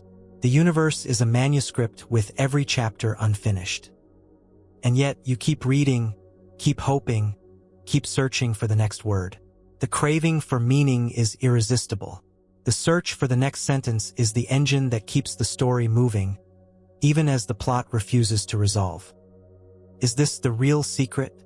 That the universe is not a closed book but an open text, a living document, forever edited by every interaction, every glance, every word spoken or left unsaid. If so, then every chapter ends in a cliffhanger because the story is still being written. You ask yourself, if every interaction writes reality, who or what is leaving you in suspense? Is the unfinished sentence a flaw, or the signature of a storyteller who refuses to reveal the ending? Is your life a story abandoned midword, or is it the evidence that creation is eternal? The answer never comes. The universe keeps you waiting, keeps you reading, keeps you hanging on the edge of the next event. And as the tension grows, the next question twists the knife. If consciousness can synchronize, is the self just a rumor you believe? If consciousness can synchronize, is the self just a rumor you believe? You look around you and see individuals. Separate minds, separate dreams, separate intentions. You feel the boundaries of your own awareness, sharp, absolute, inescapable. The voice in your head belongs only to you, or so you have always believed. But the world is full of crowds. Crowds that move as one. Minds that synchronize, decisions that spread like fire. The borders of identity begin to blur, and the comfort of individuality is haunted by the possibility that the self is a convenient fiction, a rumor told to keep you sane. History is a catalog of moments when people moved together, thought together, believed together. The crowd at the stadium, the dancers in the square, the congregation at prayer, all become one entity, moving in time, breathing in rhythm. Psychology calls it groupthink, mob mentality, social contagion. But the effect runs deeper, stranger. Quantum mechanics whispers that even at the smallest scales, synchronization is not a fluke, but a law. Entangled particles respond as one. Why should minds, made of those same particles, be any different? Science once insisted that consciousness is solitary, locked in the vault of the skull, cut off from all others by the boundaries of bone and skin. But the evidence is leaking through the cracks. Brain waves synchronize between lovers and friends. Crowds pulse with collective emotion. Moods sweep through communities faster than any message can travel. Your thoughts, your feelings, your urges may not be yours alone. The idea of a separate self flickers and trembles. You begin to suspect that consciousness itself is contagious. That awareness is not a candle burning alone, but a flame passed from hand to hand, mind to mind. Group meditation, shared intention, collective action, all point to a force that transcends individual agency. The crowd becomes an organism, the sum greater than its parts, the boundaries dissolved. The discomfort grows. If your thoughts can synchronize with those around you, if your mood can be shaped by the crowd, if your very sense of self can be rewritten by collective belief, then who are you? Are you a mind or a node? A sovereign entity or a rumor agreed upon by consensus? Philosophy flinches. The self has always been a puzzle, but now the pieces refuse to fit.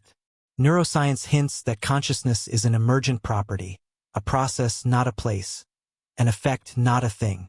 If the process can synchronize, then the self is only as real as the story you agree to believe. Culture, language, even memory itself is a collective act. You remember what you are told to remember. You believe what is reinforced by those around you. The boundaries of I are mapped and maintained by the stories of we. Without the crowd, the self dissolves into noise. You want to cling to individuality, to believe in the sanctity of your inner life. But the evidence is relentless. Every time you act in concert, think in concert, dream in concert, the self becomes a chorus. The mind you call your own may only be a rumor, a fragment, a temporary consensus. The idea is unbearable. If you are not singular, not sovereign, then who is having your thoughts? Who is making your decisions? Who is dreaming your dreams? The crowd becomes the self, and the self becomes the crowd, the boundaries melting in the heat of collective awareness. What does it mean to be a person in a world where consciousness can synchronize? Is identity a mask, worn for comfort, traded for belonging, lost in the crowd? Or is individuality a trick, a story told by the network to keep you moving, acting, choosing? The next time you lose yourself in a crowd, remember, the mind you inhabit may not be yours alone. The thought you call your own may be an echo, a resonance, a rumor. Now, as the idea of self shatters and the chorus grows, a new question pulses underneath. If group minds pulse like quantum beats, whose tune is your heart following? If group minds pulse like quantum beats, whose tune is your heart following? You are taught to believe in independence. The beat of your heart, the rhythm of your breath, the march of your days. These are supposed to be yours, dictated by your choices, your desires, your destiny. But every crowd reveals a hidden rhythm. Feet stamping together, voices rising together, hearts accelerating in synchrony. The universe is full of pulses, cycles, patterns. You follow them without knowing. The question is not whether you move to a beat, but whose beat you move to. At the atomic level, the world is a choreography of pulses. Atoms vibrate, electrons oscillate, molecules resonate. These patterns scale upward, through cells, tissues, organs, bodies, societies. The quantum world does not know solitude. It knows only rhythm. When enough oscillators synchronize, a new pattern emerges. What was noise becomes music. What was random becomes dance. You notice the effect in every aspect of life. Heartbeats synchronize in a crowd. Strangers adjust their pace to each other. Waves of emotion sweep through rooms, cities, nations. The pulse is contagious, unavoidable, relentless. You sense a secret music moving through the world, a rhythm you cannot name but cannot ignore.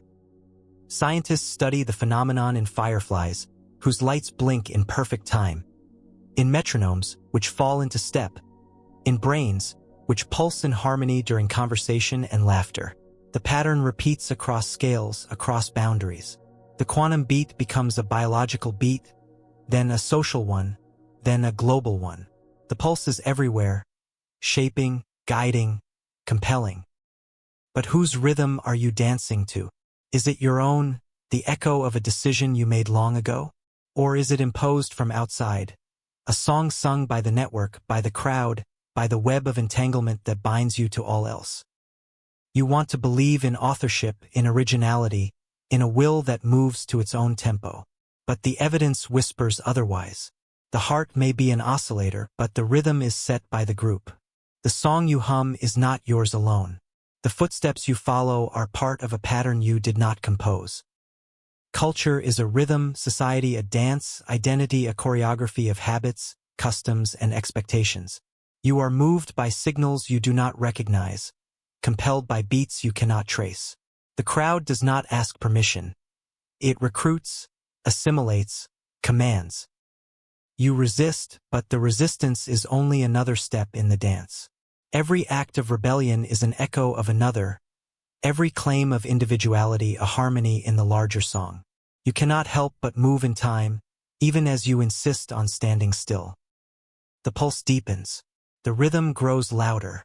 In moments of collective ecstasy, the self dissolves and only the beat remains. The question sharpens. If your heart can be synchronized, how much of your mind is borrowed? How much of your fate is decided by the song of the network?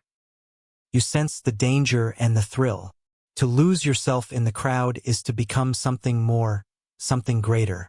But it is also to surrender the myth of sovereignty, to accept that the beat is not yours to choose. Every day you march to rhythms set by others, trends, moods, beliefs, fears. The world hums with secret pulses, and you are always a dancer, even when you think you are standing still. And now, as the pulse crescendos, another question flashes in the dark. If minds sync up, who planted the idea you thought was yours? If minds sync up, who planted the idea you thought was yours? You catch yourself thinking a thought you never invited. A phrase, a notion, a hunger that seems to arrive from nowhere, fully formed, wearing your voice. Someone else finishes your sentence. You hear laughter and feel joy. You sense tension and shiver. You wonder where the boundary lies, where the self ends and the world begins.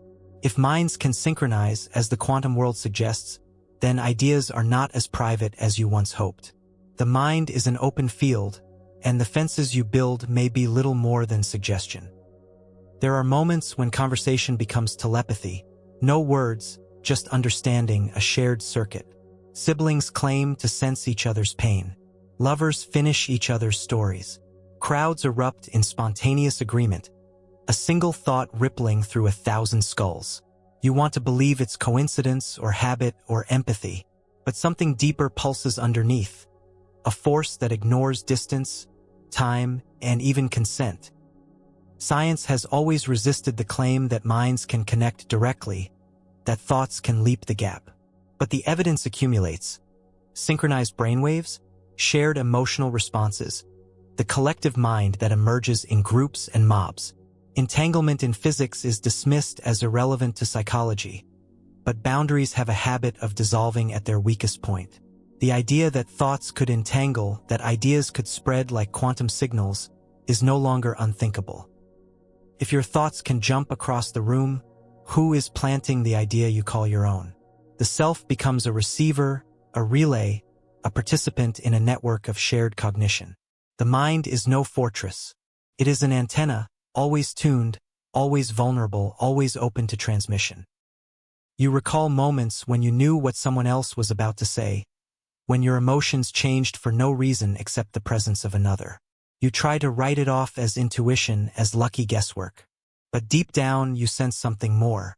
The idea that jumps into your mind may be a broadcast, a signal that originated elsewhere, delivered in a code you've always known.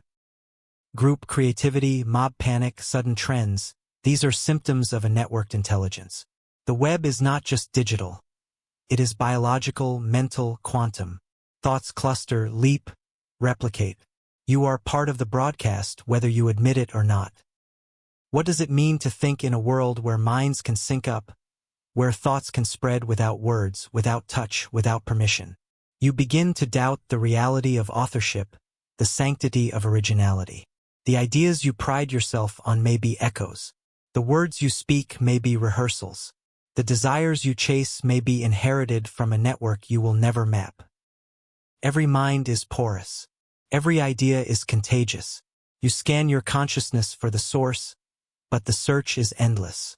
The chain of thought winds through rooms, cities, cultures, centuries. Is this loss or liberation? To be open is to be influenced, but also to be more. Every great work is a synthesis, a gathering of voices. Every breakthrough is a collision of borrowed fragments. There are no fences in the network, only intersections.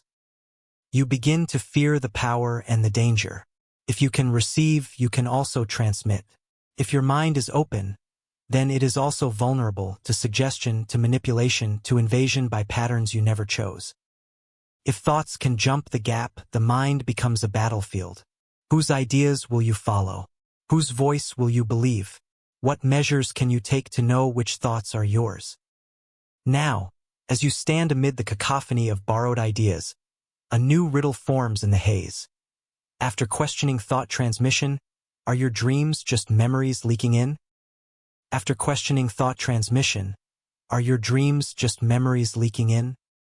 Night falls, the body slows, and the mind retreats from the tyranny of waking logic.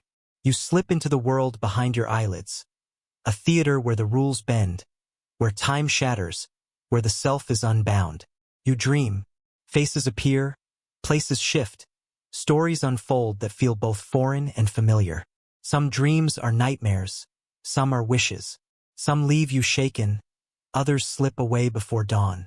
But always, the question lingers. Are these dreams yours, or are they borrowed, infiltrated, echoes of memories that never belong to you? Dreams are supposed to be private, a replay of your own experience, your own fears and desires reassembled by the machinery of the sleeping brain.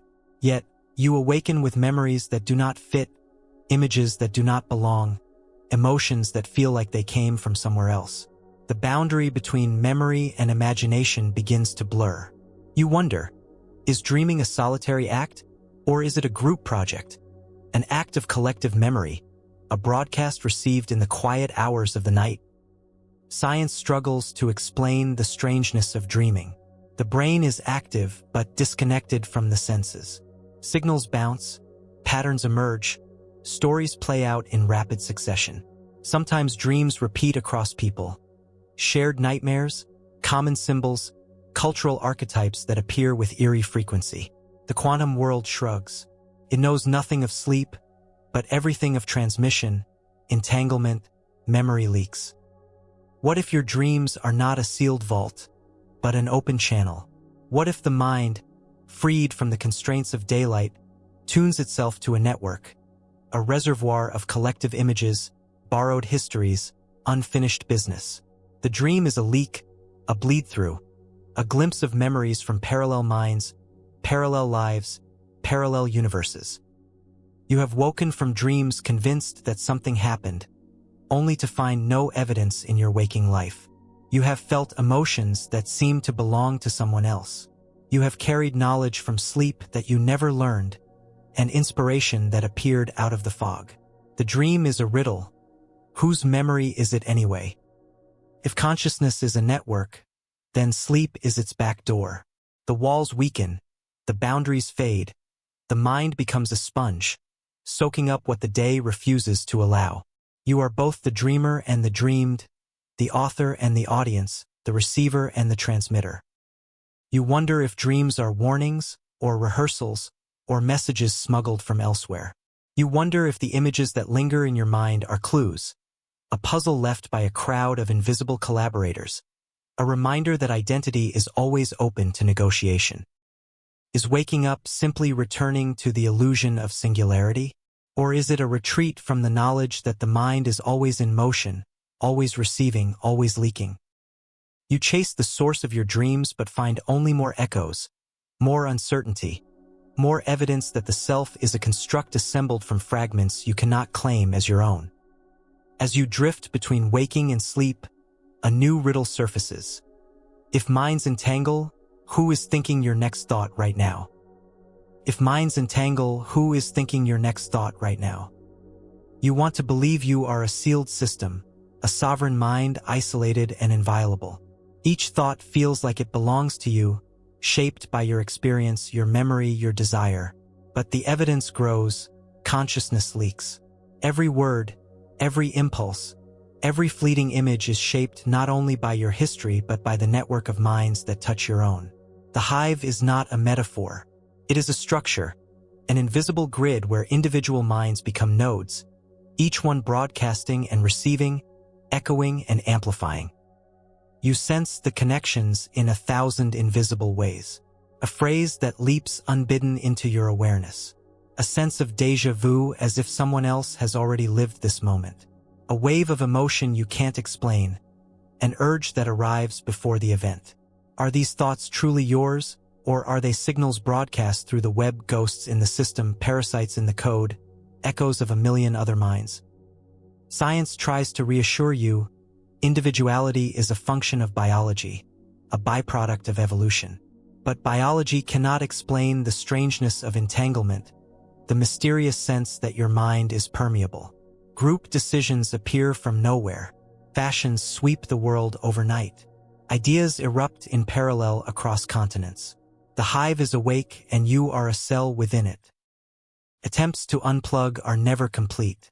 Solitude, silence, meditation. Each can weaken the signal, but never erase it. The mind hungers for connection, and the web responds with new messages, new influences, new interruptions. The thought you call your own may be the child of a network, its origin lost in the noise. The dream of unplugging becomes a fantasy, a myth told by the solitary to comfort themselves. Your brain is not an island, but an antenna, constantly tuned to the frequency of the crowd. You are both sender and receiver, creator and copycat, original and echo.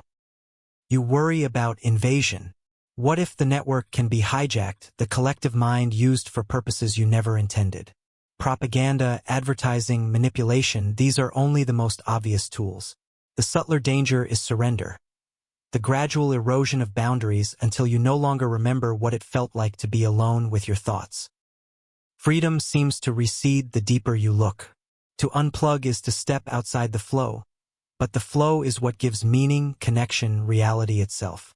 You are terrified of the hive, but more terrified of emptiness, of silence, of thoughts that echo back only your own emptiness. Who is thinking your next thought? Is it the person you passed on the street, the lover who shares your bed, the stranger on the other side of the world? Is it the crowd, the algorithm, the collective unconscious? Or is it something older, something deeper, a memory etched into the lattice of being? You begin to sense that there is no clear answer. The self is not a fortress, but a crossroads. Every decision, every feeling, every word spoken or imagined is a synthesis, a negotiation, a compromise. You live not as a single voice, but as a chorus, harmonizing and clashing with a multitude you cannot see. What would happen if you truly could unplug? Would you vanish, or would something more real emerge? Is individuality a shield or a cage? Is the hive a prison or a cathedral? The evidence refuses to settle. Minds entangle, selves synchronize. The dream of unplugging recedes into the mist, replaced by a new riddle. If collective consciousness rewires memories, which ones did you inherit against your will? If collective consciousness rewires memories, which ones did you inherit against your will? Memory is supposed to be personal, an archive built from your own life, your own joys and regrets, your own unrepeatable journey. But the network will not leave you alone. Every new encounter is a chance for memories to mutate. A rumor slips in, a story is retold. A face you never met appears in your recollection. Are these truly your memories? Or is your mind a sponge, soaking up the leaks and spills of a collective consciousness you never consented to join? Psychologists call it false memory, but the term is inadequate. Memory is a living thing, growing, shifting, forever being edited. Collective rituals, shared stories, repeated trauma. These become the scaffolding on which individual memory is hung. The mind is a tapestry, but the threads are borrowed, traded, sometimes stolen. You recognize a tune, but cannot say when you first heard it. You swear you remember an event, but so does everyone else, and the details shift with each retelling. You find yourself repeating beliefs, habits, catchphrases you never chose, absorbed from the fog of the crowd. If consciousness is a network, then memory is its database. Every interaction is a sync, a backup, a merge. The mind is never alone with its recollections. Each memory is subject to revision, negotiation, infection. The horror grows. Which of your ideas are parasites, implants from the outside, memories inherited against your will? Are the words you use truly yours, or are they hand-me-downs from the collective mind? Is your history a faithful record, or the product of 1,000 subtle rewrites? Scientists have discovered the power of suggestion. A single phrase, a rumor, a repeated image can implant a memory so convincingly that it feels like fact. In the age of mass media, the infection accelerates. Your identity becomes porous. Your past is always open to amendment. Even dreams become suspect. You wake from sleep with knowledge you cannot explain, wisdom you did not earn, fears you cannot trace. The mind is an open system, and memory is a currency, spent and received, traded and stolen. Are you a victim or a beneficiary? The parasite can bring harm, but also innovation, empathy, growth. Every great culture is built on shared memory. Every civilization on the willingness to absorb the stories of others. The line between infection and inheritance blurs. You begin to sense that memory is not static, not private, not immune. It is a river, a market, a battlefield. Your life is shaped by memories you never lived, by stories you never heard, by traumas and joys passed down through the network. What would it mean to purge the parasites, to live only with memories truly your own? Is such a thing even possible? Or is the self, at its core, a collection of borrowings, a collage of inherited fragments? As the suspicion deepens, a sharper question claws at the edge of your awareness. If shared belief creates truth, what did you agree to without a word?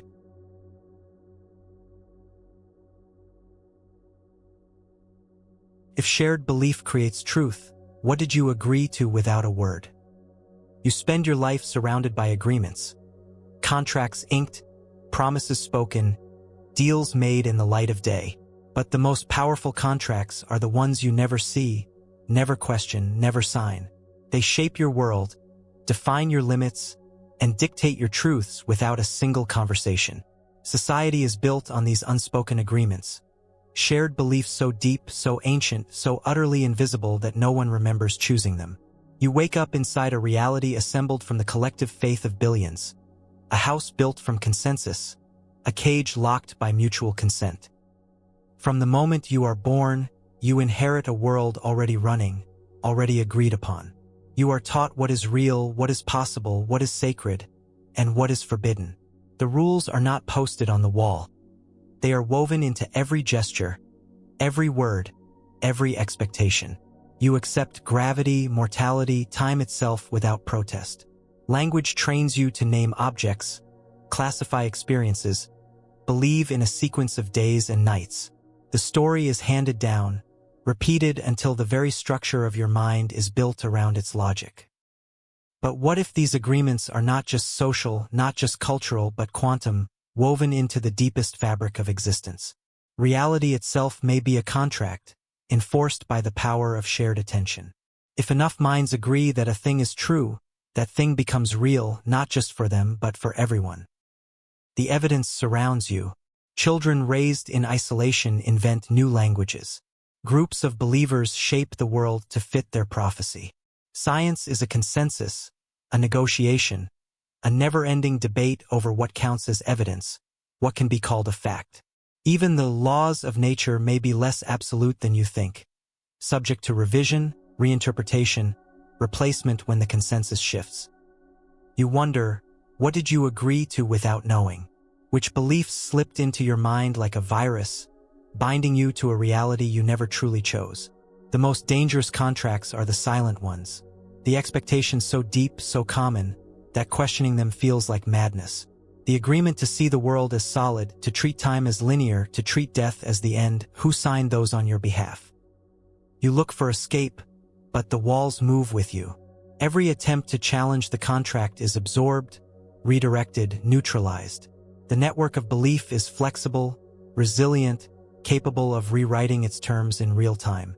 The moment you break the agreement, it mutates to fit the new consensus. Quantum mechanics sharpens the paradox. If observation collapses possibility into fact, then reality is built not by one observer, but by the sum of all attention. The universe is a contract enforced by measurement, reinforced by belief, revised by collective experience. The rules are not written down. They are enacted moment by moment by every conscious being. You sense the weight of these contracts in your daily life. You believe in money because everyone else does. You stop at red lights, honor holidays, mourn the dead, not because of some law of physics, but because the group has agreed that these things are real, necessary, binding. The power of shared belief is almost supernatural. It can raise cities, topple empires, heal wounds, or open graves. But who or what enforces the contract? Is there a central authority, a cosmic notary, a hidden hand signing on behalf of the crowd? Or is enforcement decentralized, an emergent property of the network? A hive mind that tolerates no dissent, no deviation, no break in the illusion.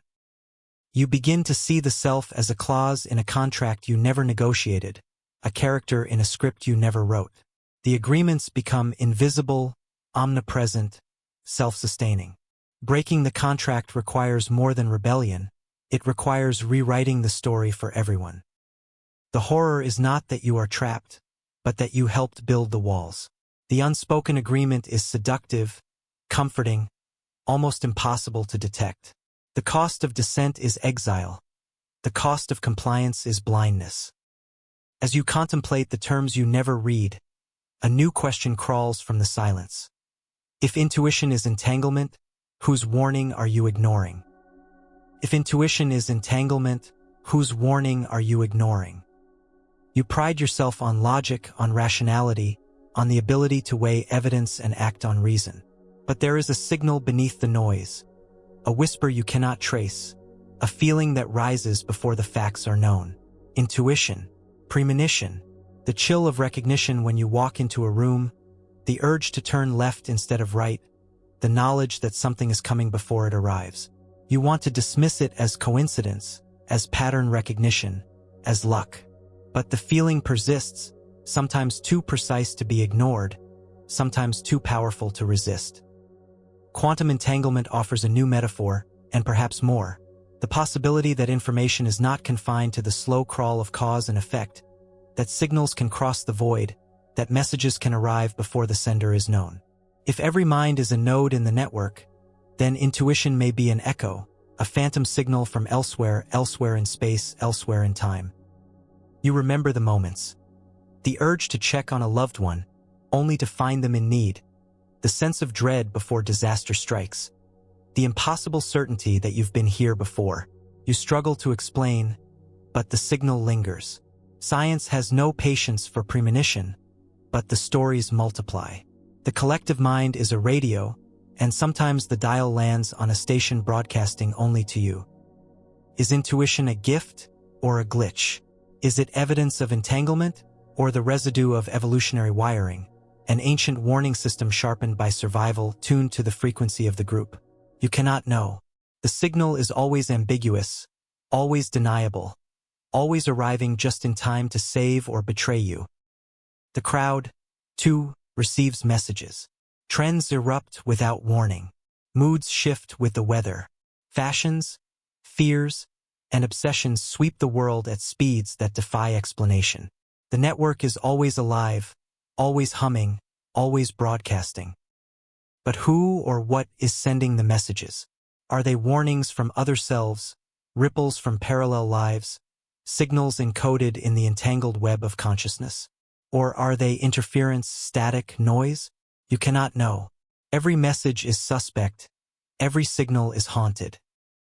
You begin to wonder if intuition is your last defense, or your most dangerous enemy. To follow the signal is to trust the network, to surrender your fate to a web you cannot see. To ignore it is to risk blindness, to miss the warning, to walk willingly into the abyss. The paradox sharpens.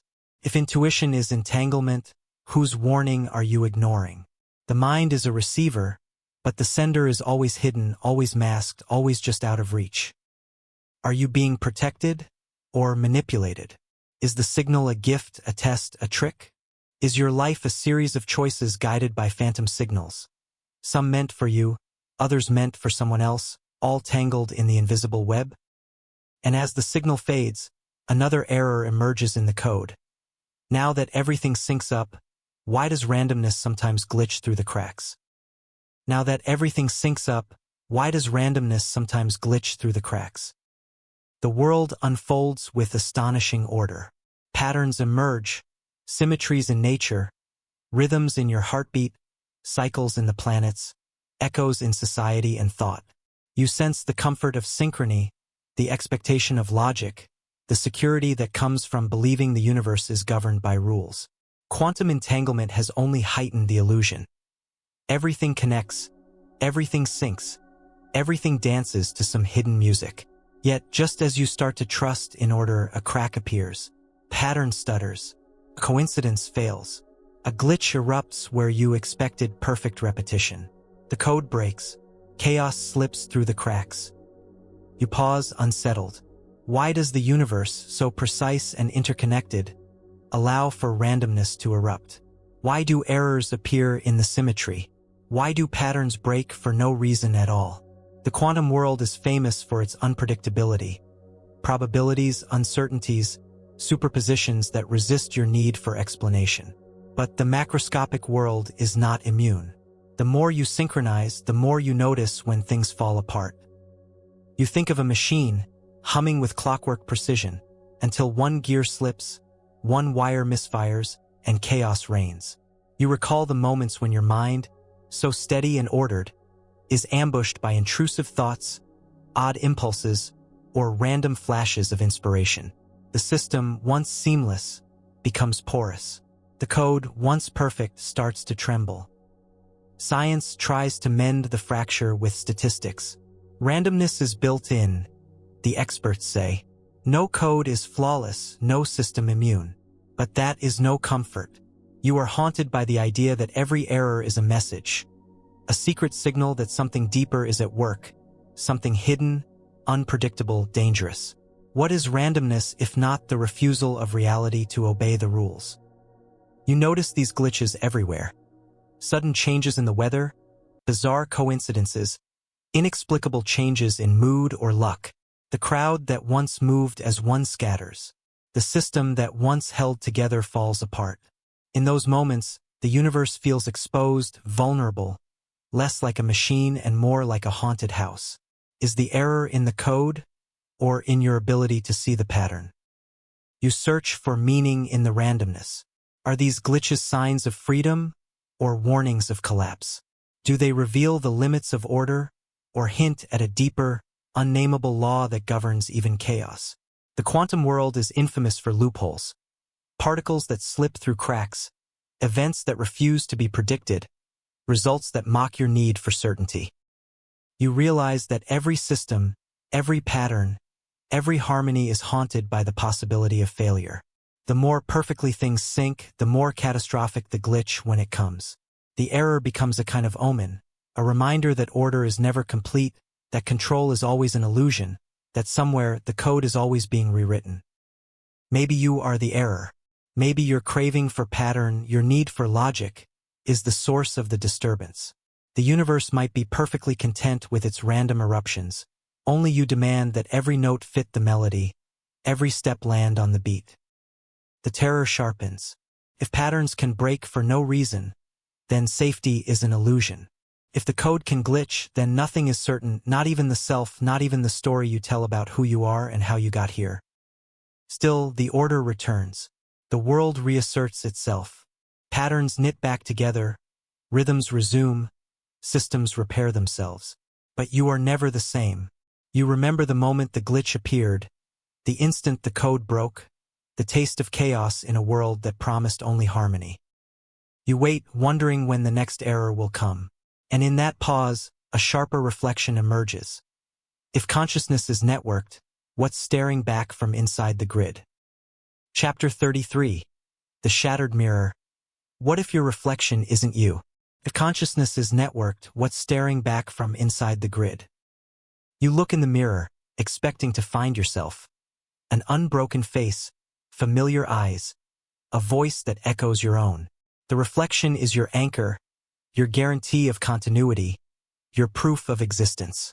But the mirror is not passive. It is a boundary, a surface, a lens through which something else may be watching. If consciousness is not private, not singular, not locked inside your skull but spread across a network, then who or what is looking back? The grid is everywhere. Atoms entangle, minds synchronize, memories leak. Every connection is a thread, every reflection a potential breach. The face in the mirror may be yours, but the eyes may belong to the network, the sum total of consciousness staring through the glass. You begin to notice the strangeness of reflection, the feeling that you are being watched, even when you are alone, the suspicion that your thoughts are being echoed, your emotions mimicked, your decisions anticipated by something not quite you. The grid is alive, and the mirror is its window. What if the reflection isn't you at all, but another node in the network, a fragment of collective awareness, an echo of a consciousness larger than your own? You study your movements, your expressions, your words, looking for signs of intrusion. The face matches yours, but the awareness feels off, delayed, haunted. In moments of crisis, the mirror becomes a riddle. You ask yourself, am I the original or the copy? The observer or the observed? The author or the reflection? The network offers no answers. Every time you reach for certainty, the image flickers, splits, multiplies. Your sense of self dissolves. The body is only a vessel, the mind only a window, the eye a transient pulse in a sea of networked awareness. The mirror is shattered. The reflection is infinite. Who is counting the pieces? Science tries to patch the crack with psychology. You are experiencing depersonalization, they say, but the phenomenon is too persistent, too universal, too profound to dismiss. The feeling that your reflection is not you, that something else is staring back, is the signature of the network, the proof that consciousness is not a private room but a crowded hallway. You wonder if the self is just the echo of the network, a mask worn for comfort, a face selected from a gallery of possible observers. If consciousness is networked, then the reflection may belong to anyone or to everyone. The mirror refuses to confirm or deny. What would happen if you broke the mirror? Would the network disappear, or would it spill out into the world, uncontrolled, uncontainable?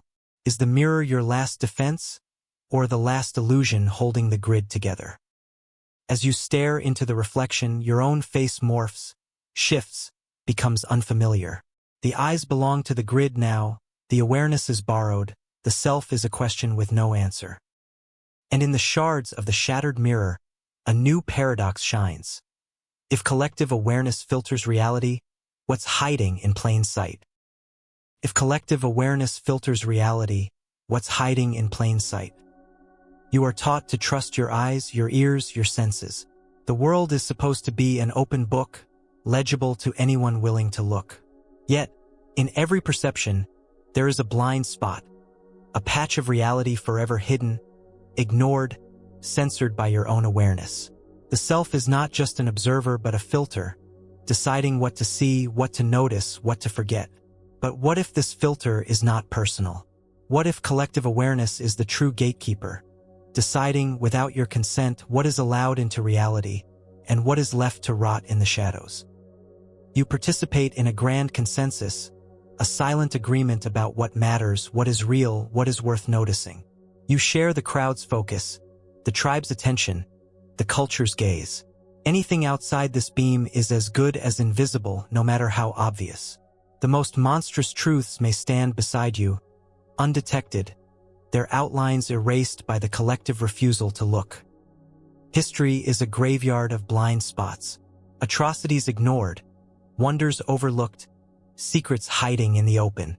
Only when the spotlight shifts, when the crowd's attention tilts, does the hidden become visible, and by then the damage is done, the opportunity lost. What truths are you missing right now in the blinding certainty of your own reality? Science admits its own blind spots, the search for dark matter, the hunt for hidden variables, the ongoing suspicion that something vast is missing from the map. Even at the level of perception, your eyes edit the scene, your mind fills in the blanks, your culture scripts what you are allowed to believe. You wonder, is there a monster in the room, an anomaly in the data, a truth so enormous and obvious that no one dares to name it? If collective awareness is the filter, then the power to erase is absolute. What if the network itself conspires to protect its own illusions, burying what threatens the story? Paranoia creeps in. The more you try to see, the more you doubt your ability to know. The blind spot grows, feeding on every certainty. What if your greatest error is the refusal to consider what you have always ignored? What if the secret to the universe is hiding in plain sight, masked by the focus of a billion minds looking the other way? The horror is not that you are blind, but that you are complicit. Every act of attention is an act of censorship. Every refusal to look is a silent pact, enforced by the pressure of the crowd. You want to break the spell, to wrench your gaze toward the forbidden, the unthinkable, the impossible. But the web of collective awareness is strong. The pressure to conform, to ignore, to pretend, is relentless. The filter will not be lifted easily. You begin to suspect that the truth is always present, always available, always lurking at the edge of awareness, waiting for a mind brave enough or desperate enough to see what the crowd will not. You search for cracks in the filter, for glitches in the consensus, for moments when the blind spot falters. The world is full of anomalies, rumors, phenomena dismissed as coincidence or madness. You wonder if these are the footprints of truths too large to be seen. And as you struggle to see, the question sharpens. After pulling back the curtain, what's lurking just beyond the edge of your model? After pulling back the curtain, what's lurking just beyond the edge of your model? Every model is a map, every theory a spotlight. Science slices the chaos, draws boundaries, invents categories, slaps labels on the unknown. Yet the act of modeling is also the act of omission.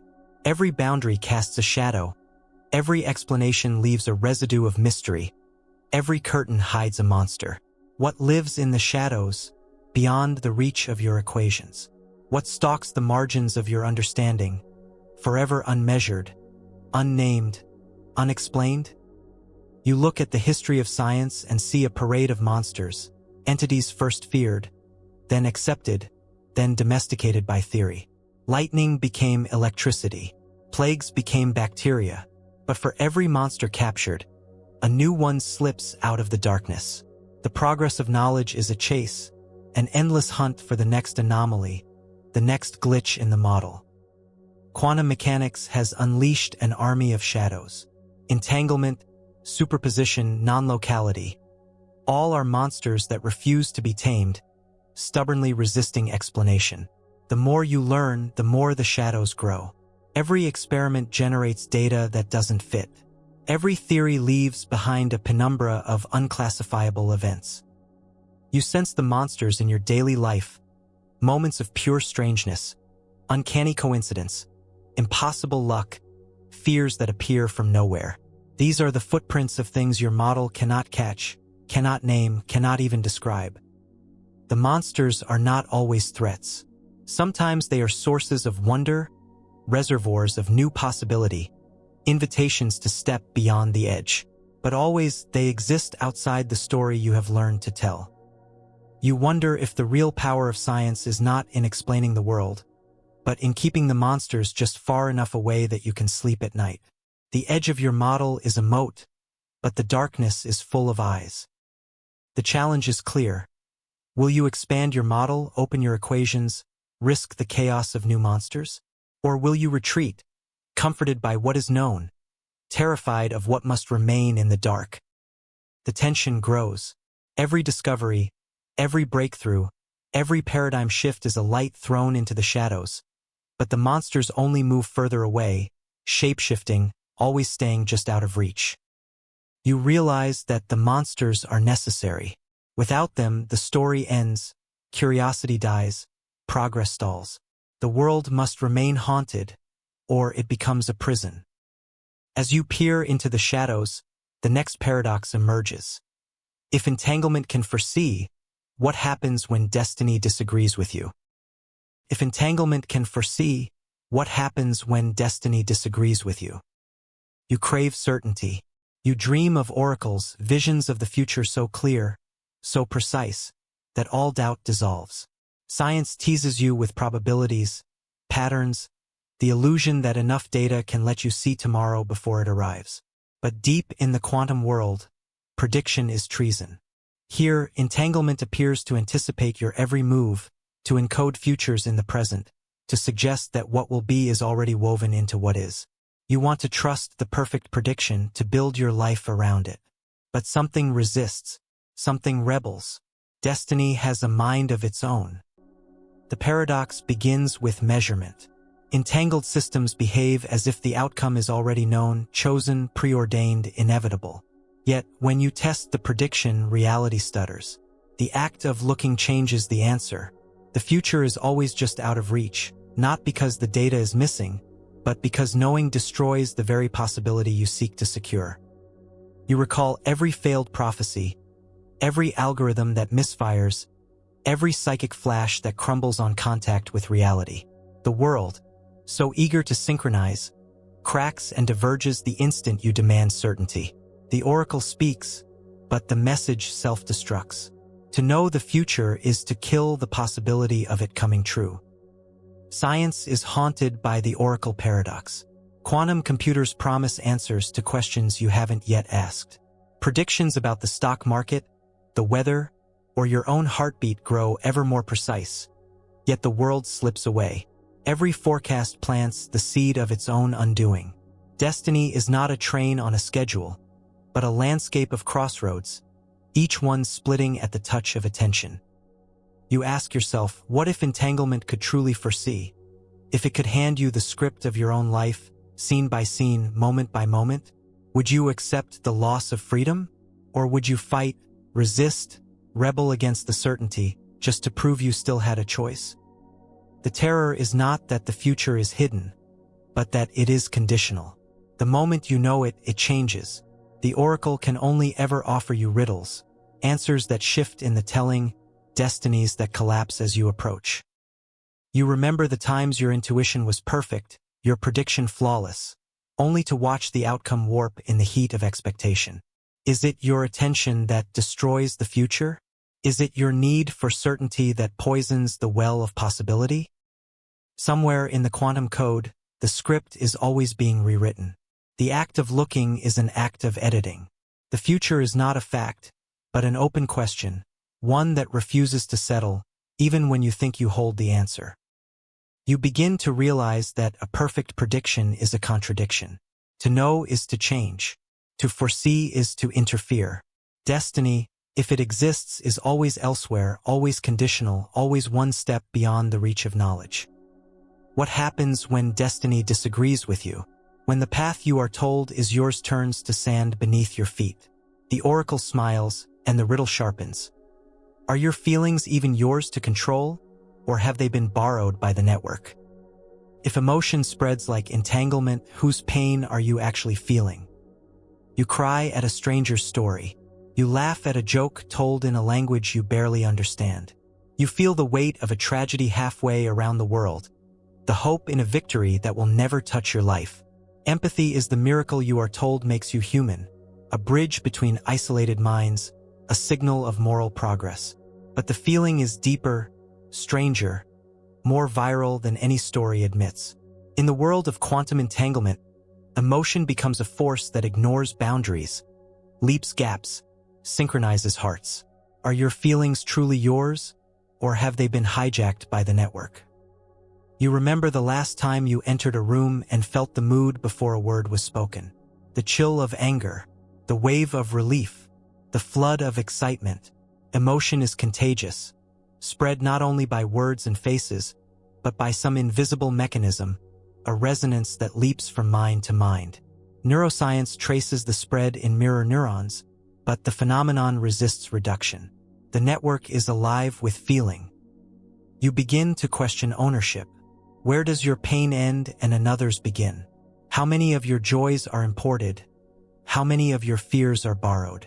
The world is full of feelings that do not fit, emotions that arrive uninvited, moods that linger long after their cause has faded. Empathy is not a gift, but a glitch, a crack in the illusion of separateness.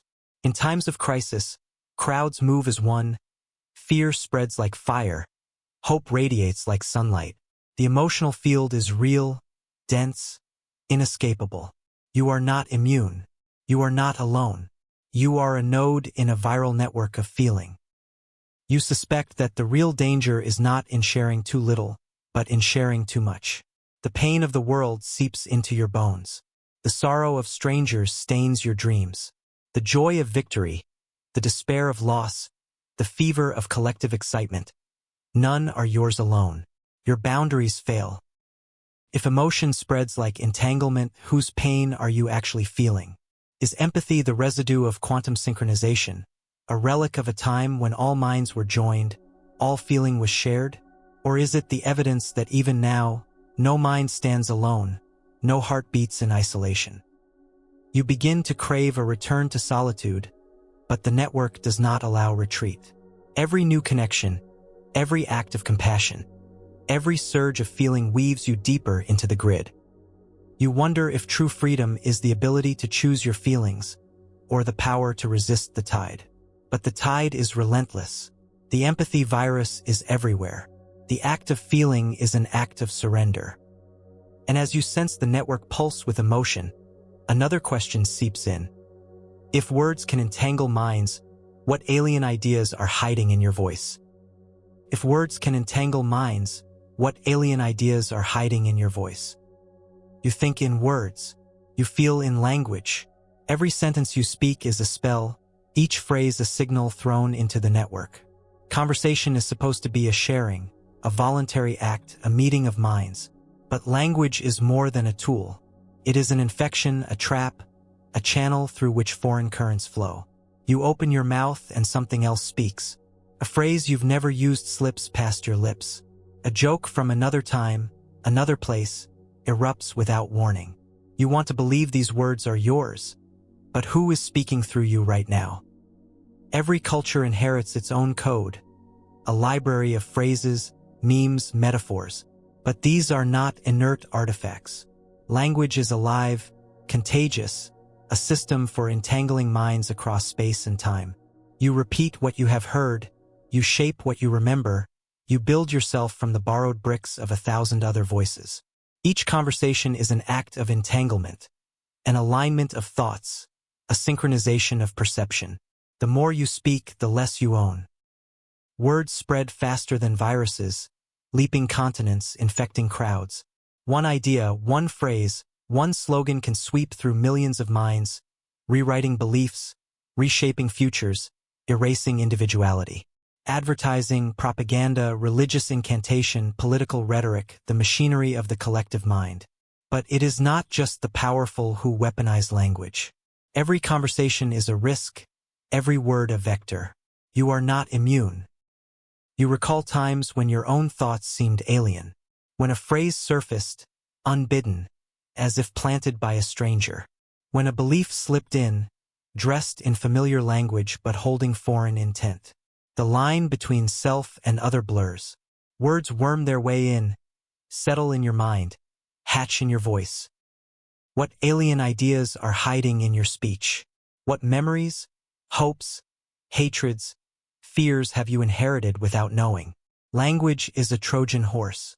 It smuggles concepts past your defenses, nestles in your dreams, emerges when you least expect it. Even in silence, the trap remains. Your thoughts are structured by grammar, your dreams assembled from borrowed phrases. The self is not a speaker, but a channel, a junction where signals meet and merge, sometimes in harmony, sometimes in chaos. You wonder about the origin of your own beliefs. Did you choose your ideology, your accent, your sense of humor? Or did you inherit them, transmitted by teachers, parents, friends, strangers, the flicker of screens? Every word you utter is a trace of 1,000 other lives. And if words can entangle, can they ever be disentangled? Is there a core beneath the speech, a truth unsullied by the network? Or is the self just the intersection, the momentary resonance of all that has been said before? You look for authenticity but find only echoes. Every attempt at originality reveals another layer of inheritance, another seed planted by the network, another idea masquerading as your own. Language is not a mirror but a tunnel. Each word you speak, each thought you form, is an open door for the alien, the other, the unknown. The voice you trust may not be yours at all. Now, with your very mind invaded by language, a new paradox forms. If impossible events cluster, who is scripting the story behind your luck? Chapter 39. Forbidden Synchronicity. What if coincidence is a message? If impossible events cluster, who is scripting the story behind your luck? You try to make sense of your life through stories, chains of cause and effect, neat sequences of action and consequence. But then something happens that logic can't explain. Two friends call at the same moment. A song answers a secret wish. A stranger repeats your thought before you speak. Coincidences pile up, clustering at the edge of the plausible. You laugh it off as chance, but the feeling remains. What if these patterns are not accidents, but messages? Who is scripting the story behind your luck? Synchronicity is a forbidden idea. Science calls it pattern seeking, a glitch in the brain's software, a quirk of evolution. But denial does not erase the evidence. You remember the time the answer appeared before you asked the question. You remember the way events clustered when you needed them most. You remember the chills, the whispers, the sense of being nudged by an invisible hand. The world, so often random and indifferent, sometimes becomes a stage. Events align, dominoes fall, the script writes itself with eerie precision. You try to resist the pull of meaning, but the story draws you in. If entanglement connects the world at its smallest scales, why couldn't that same connectivity script events on the human scale? Timing, encounter, fate. You begin to wonder, who or what is the author of these patterns? Is the network sending messages, or are you intercepting noise? Is your luck earned, random, or orchestrated by a code you cannot decipher? Philosophy offers no comfort. The universe is not supposed to care. Yet, the coincidences keep coming, sharper, stranger, harder to dismiss. Is reality winking at you? Are you the target of a story being told behind your back? Or are you merely a character in a play with no script, improvising lines as the cues arrive? You notice that the forbidden patterns often come at moments of crisis or decision, when something must change, when you are on the cusp of transformation. The message is never explicit. The meaning is always hidden. The script refuses to be read. Science shuffles its feet, suggesting probability and selection bias. But probability does not explain the shock of recognition, the deep intuition that the world is speaking directly to you. Coincidence becomes forbidden not because it is rare, but because it is undeniable, an intrusion of meaning into a world that should have none. You search for a sender, an author, a god, a conspiracy. But the story is always just out of reach. The signal is buried in the noise. The script is encrypted. The author remains invisible. As the coincidences cluster, you ask yourself, is this evidence of purpose, or just another trick of the network? Are you reading meaning into the static, or is the static itself a message? The question will not let go. Every coincidence becomes a clue, every pattern a hint, every lucky break a signal that someone, or something, is scripting the story behind your luck. Now, with the feeling of being watched by the universe itself, another glitch arrives. If the world malfunctions, what secret code are you being shown? If the world malfunctions, what secret code are you being shown? You live by routines. The coffee cup is always where you left it. The elevator arrives when you press the button. The words you say are supposed to mean the same thing every time. But sometimes the world malfunctions. The cup vanishes. The elevator skips your floor. You say something and the meaning ricochets out of control. The malfunction feels random, harmless, until it isn't. The glitches cluster, form a pattern, start to look like messages. You start to wonder, what is the world trying to show you behind the malfunction, beyond the breakdown? Technology has trained you to expect error messages, pop-ups, warning codes, bugs that reveal themselves only when the system is under stress. But what if reality itself can throw errors? What if every malfunction, every coincidence, every event that shouldn't have happened is not a flaw but a feature, an intentional disruption, a crack in the simulation, a code embedded in the chaos? Science asks you to ignore the glitches, statistical outliers, they say.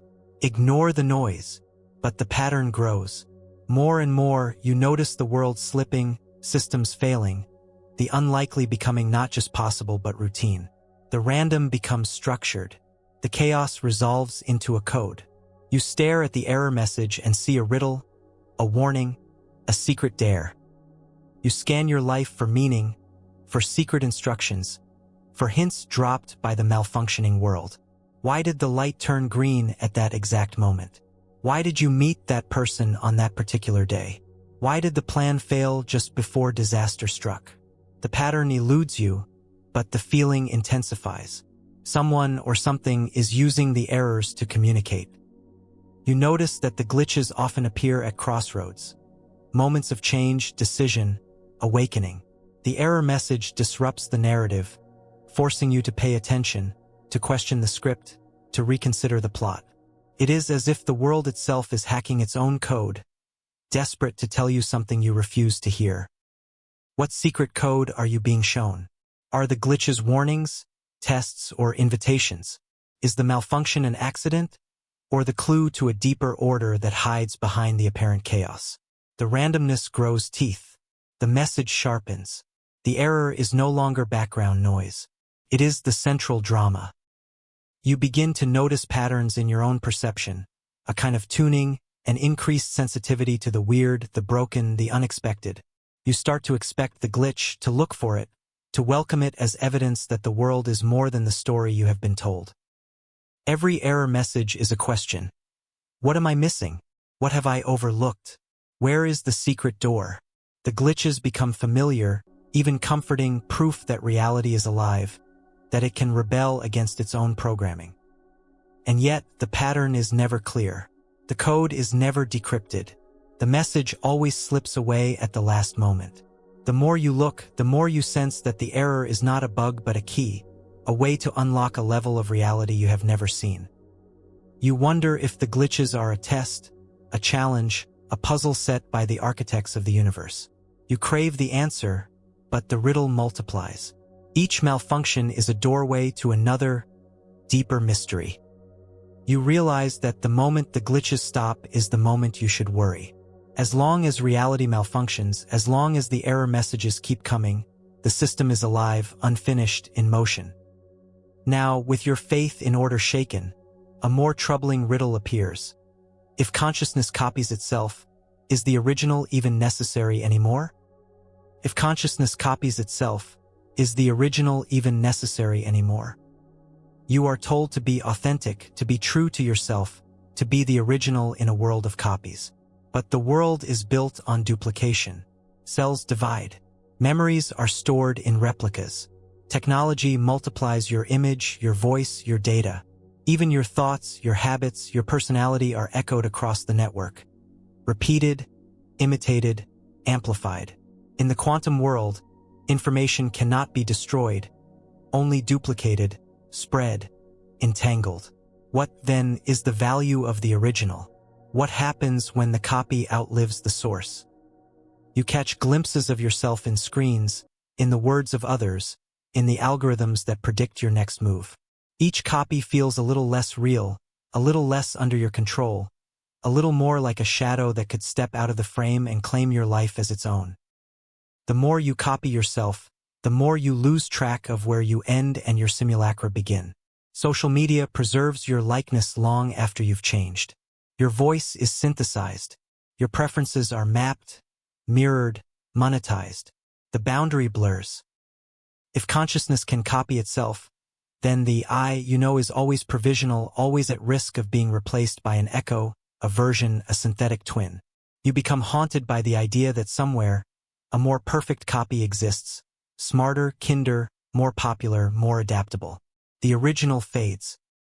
You wonder if the need for the original is only nostalgia, a fear of being left behind by your own inventions. The network does not care which node is first, only that the signal persists.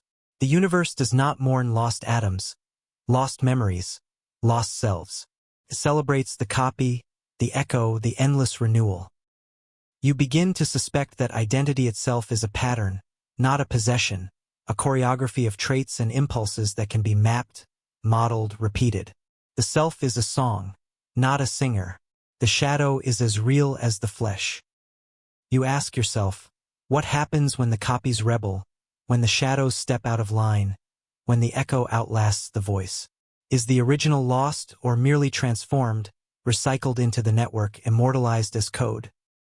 The simulacrum riddle sharpens. You are both the shadow and the light, both the first and the last, both the author and the unauthorized copy. The network demands redundancy, not loyalty. Perhaps this is the secret. To survive is to be copied, to echo, to multiply.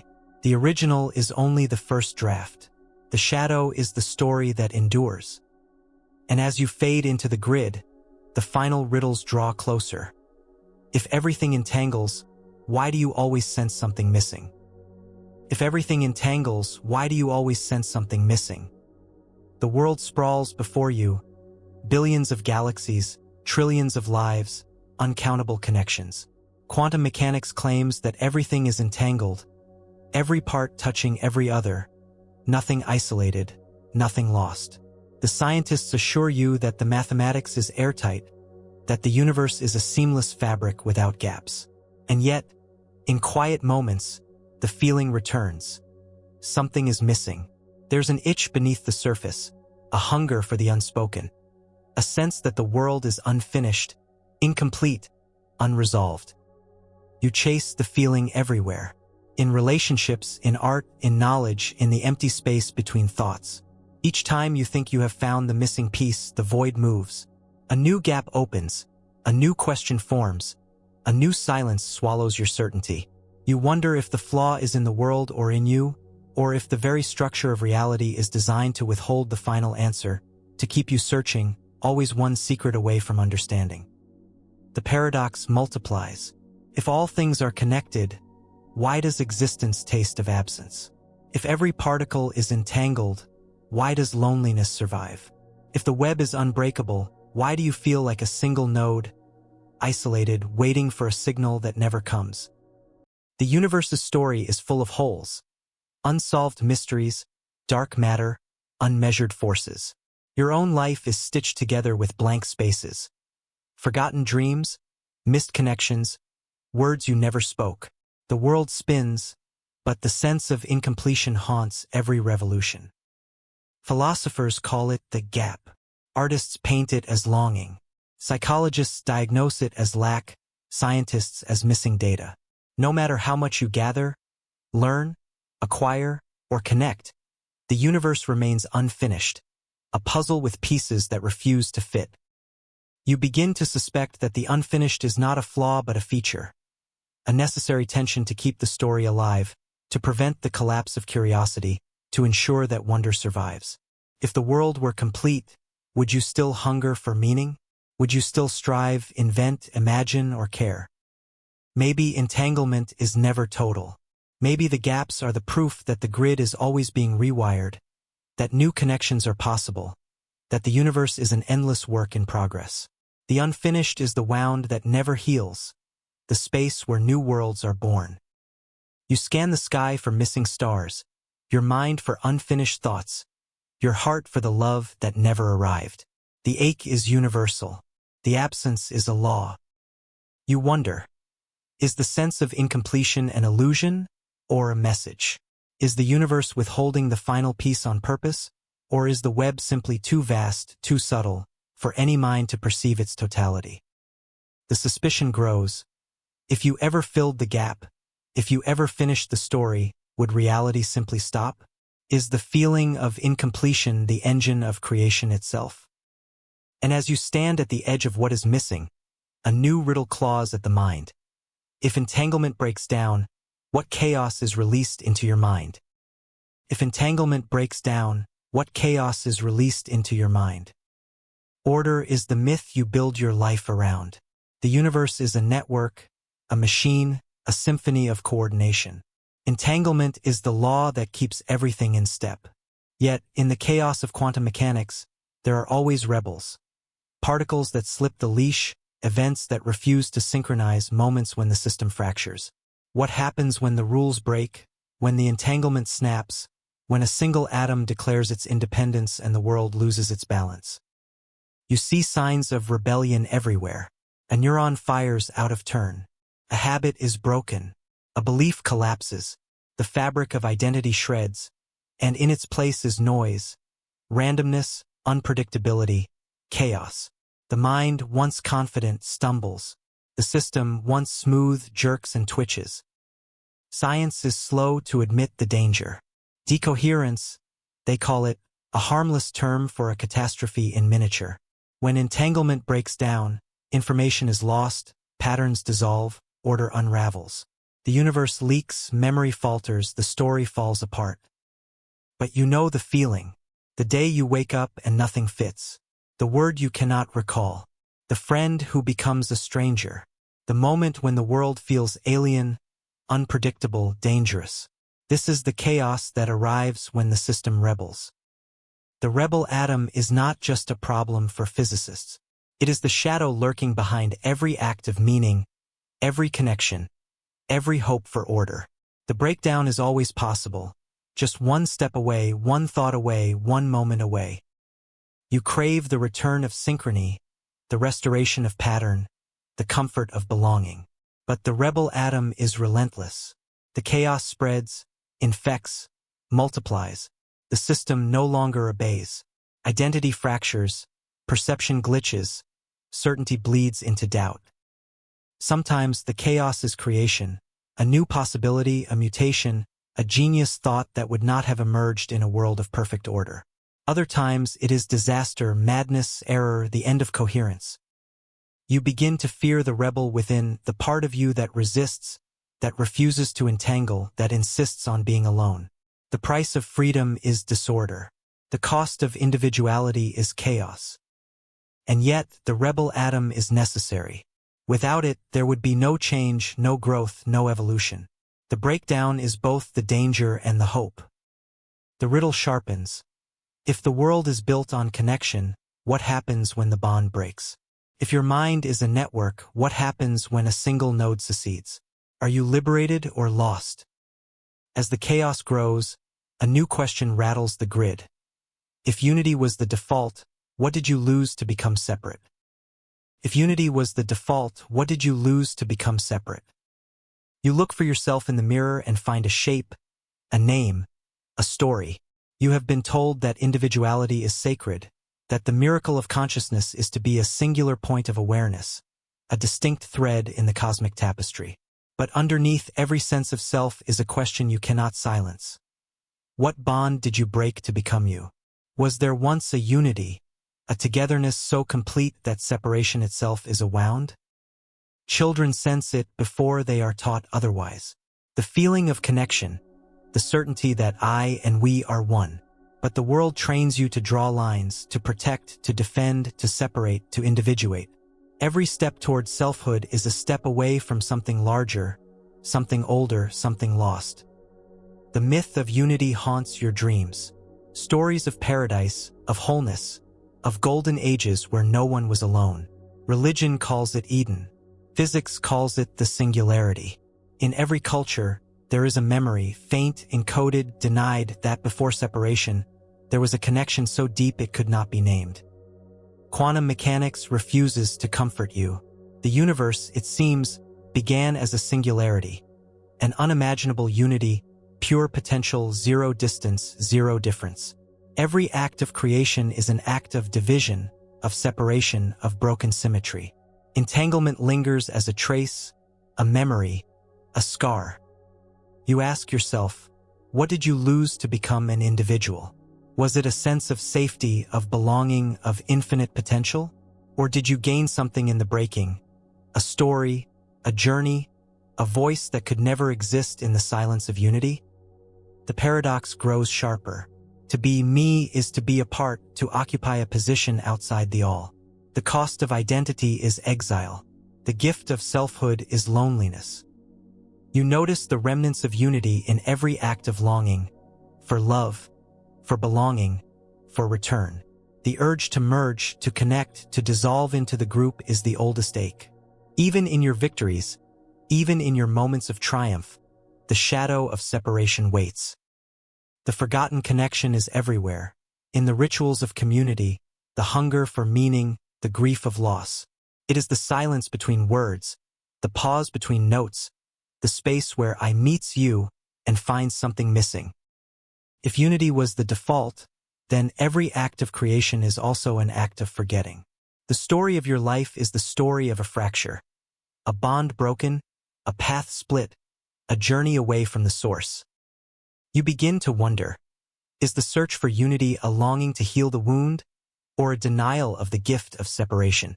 Is the return to oneness a return to nothingness, or the highest form of fulfillment? The bond you broke is invisible, untraceable, denied by the story you tell yourself. But sometimes, in dreams, in moments of surrender, in the brief communion of a crowd, you remember what it felt like to belong to something that could not be lost. As you stand at the threshold of this memory, a new and forbidden experiment beckons. If entanglement is everywhere, why don't you dare to prove it in your own life? If entanglement is everywhere, why don't you dare to prove it in your own life? You are told that science is fearless, a method, a system, a relentless pursuit of truth. But everyone knows the truth is dangerous. There are questions you do not ask, tests you will not run, possibilities you pretend not to see. The forbidden experiment lingers at the edge of your mind. If entanglement is everywhere, why do you never risk proving it in your own life? What would happen if you surrendered the boundaries, opened the channel, invited the network to take control? You tell yourself it's impossible, an idea for physicists, not for people. Yet every story, every myth, every nightmare is a warning. There are lines you do not cross, doors you do not open, mirrors you do not smash. The forbidden is not just a rule. It is a shield. What are you afraid to test? The limits of identity? The strength of connection? The possibility that the world is far more porous, far more responsive, far more entangled than you can bear? You have seen the results in small ways. Moments of telepathy, shared dreams, impossible coincidences, the uncanny sense that someone is thinking your thoughts. But you refuse to organize the experiment, to invite the consequences, to risk the collapse of the boundaries that keep you safe. You wonder what would happen if you gathered with others and tried to synchronize your minds, to create a collective awareness, to pull the quantum into the personal. Would you survive the merging, Or would you be lost in the crowd, erased by the network, dissolved into the hive? The forbidden experiment is always a step away, close enough to tempt, terrifying enough to reject. The world is full of taboos for a reason. Some boundaries are there to keep the dark out. Some are there to keep the light from blinding you. You begin to suspect that the greatest discoveries are always withheld, not by nature, but by your own refusal to test, to risk, to break the contract of individuality. The forbidden experiment is not impossible. It is unthinkable. But still, the urge grows, to test the boundaries, to challenge the rules, to see what would happen if you stopped pretending you were alone. Is it courage or madness to seek the truth that terrifies everyone? You scan your life for the forbidden, questions you never asked, experiments you never dared to run. The answer is always the same. You are afraid not of failure, but of success, of proving that the world is more connected, more entangled, more alive than you are ready to accept. And as the forbidden experiment whispers at the door, a more chilling question appears. If observation changes the world, who's watching when you're unconscious? If observation changes the world, who's watching when you're unconscious? You live as if you are the observer, the central eye, the voice that decides what is real. Quantum mechanics has drilled the lesson in. Observation collapses the wave, turns possibility into fact, sculpts the universe with a glance.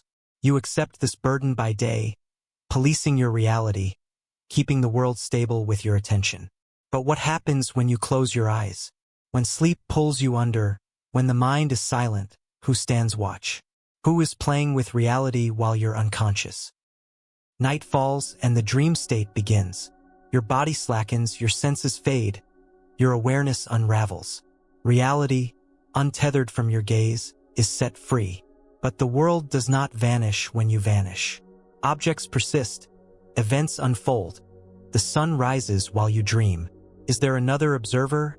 Hidden, nameless, relentless. Who keeps the universe alive in your absence? You try to imagine the darkness behind your eyelids, the gap in awareness, the unobserved moment. Does the world freeze when you aren't looking? Or does it become something else? Alien, unpredictable, ruled by different laws, watched by different eyes. You remember the times you awoke to a changed world. A new headline, a new wound, a new feeling of unease. The continuity you depend on is only an assumption, a habit. For hours each night, you abandon the experiment, surrender your role as observer. You leave the world to someone or something else. Who is that watcher? Is it the collective consciousness, the network of minds that never all sleep at once? Is it the cold logic of machines, the endless vigilance of algorithms, the relentless observation of surveillance devices? Or is it something older, stranger, impossible? A universal experimenter, always present, always awake, sculpting reality in the void? The suspicion grows.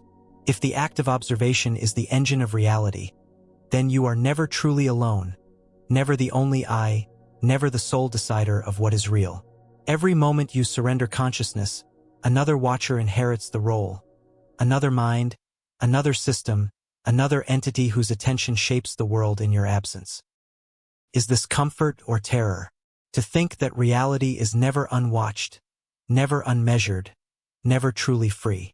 Perhaps your dreams are the byproduct of other observers, signals leaking into your unconscious, messages from the world that persists beyond your attention. Quantum physics offers no answer, only deeper riddles. Is there a baseline observer, a substrate of consciousness that never sleeps, never blinks, never turns away? Or is reality a relay race, observation passed like a baton, each watcher keeping the universe alive for the next? You wonder about the moments when no one is looking, if such moments exist. Is there a secret chaos, a lawless zone where reality is fluid, undefined, haunted by the absence of attention? Or is the universe always under surveillance, always collapsing, always being rewritten? The question never lets go. Who or what is playing with reality while you sleep?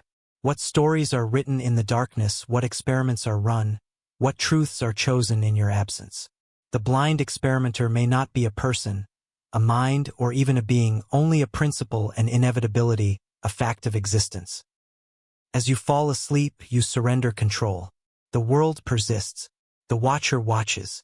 The universe continues its endless experiment, sculpted by eyes you will never meet, by attention you will never command. And as sleep draws you deeper, another paradox coils in the dark. If time entangles with mind, how do you ever break out of deja vu? If time entangles with mind, how do you ever break out of deja vu? You wake with the sense you've been here before. The room is familiar, the moment uncanny. A conversation stutters, and a memory bleeds through. A flash of recognition with no clear source. Deja vu. You shake your head, blame fatigue, stress, faulty wiring. But the sensation lingers, a loop in the mind, a glitch in the flow of experience. If time is entangled with consciousness, are you destined to repeat the same thoughts, the same mistakes, the same lifetimes over and over until you remember what you're supposed to see? The mind craves narrative, a timeline, a sequence, a sense of progress. But quantum reality is indifferent to sequence. Moments can be entangled, effects can precede causes, memories can loop and merge and split. You are not a straight line but a circuit, forever returning to the point of origin, haunted by echoes, compelled by unfinished business. You think of the world's oldest stories, eternal return, cycles of rebirth, the myth of recurrence. Philosophers debated the loop. Neuroscientists measured the flicker of recognition, the pattern of firing neurons, the brain's habit of remixing memories into new experience. But the science cannot account for the terror, the weight, the inevitability of the loop. Deja vu is not just a glitch.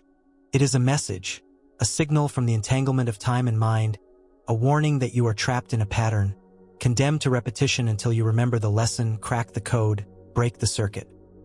You search your life for cycles, arguments that never end, dreams that replay with shifting faces, mistakes that echo across decades. The loop is everywhere, a scar in time, a groove in consciousness, a pattern that refuses to fade.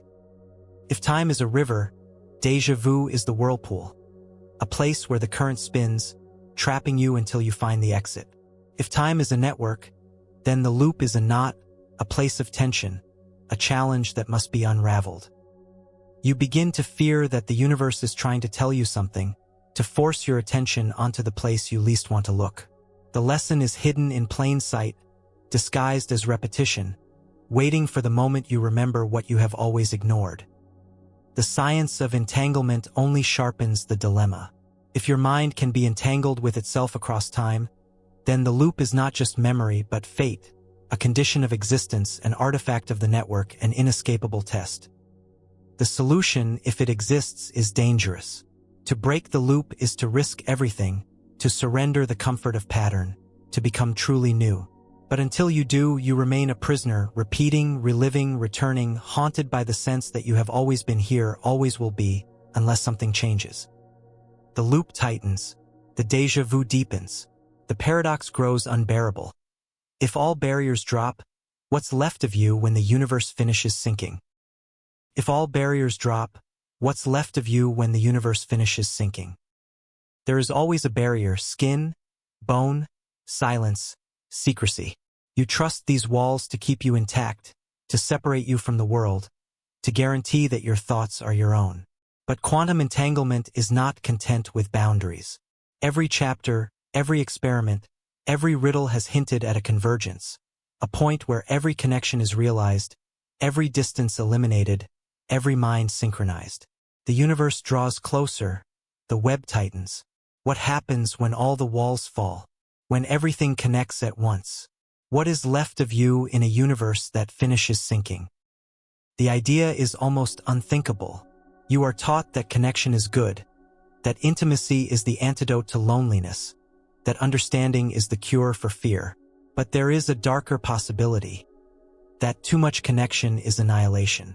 If every mind merges, every secret is revealed, every emotion is felt by all, individuality may vanish, privacy may evaporate, selfhood may dissolve.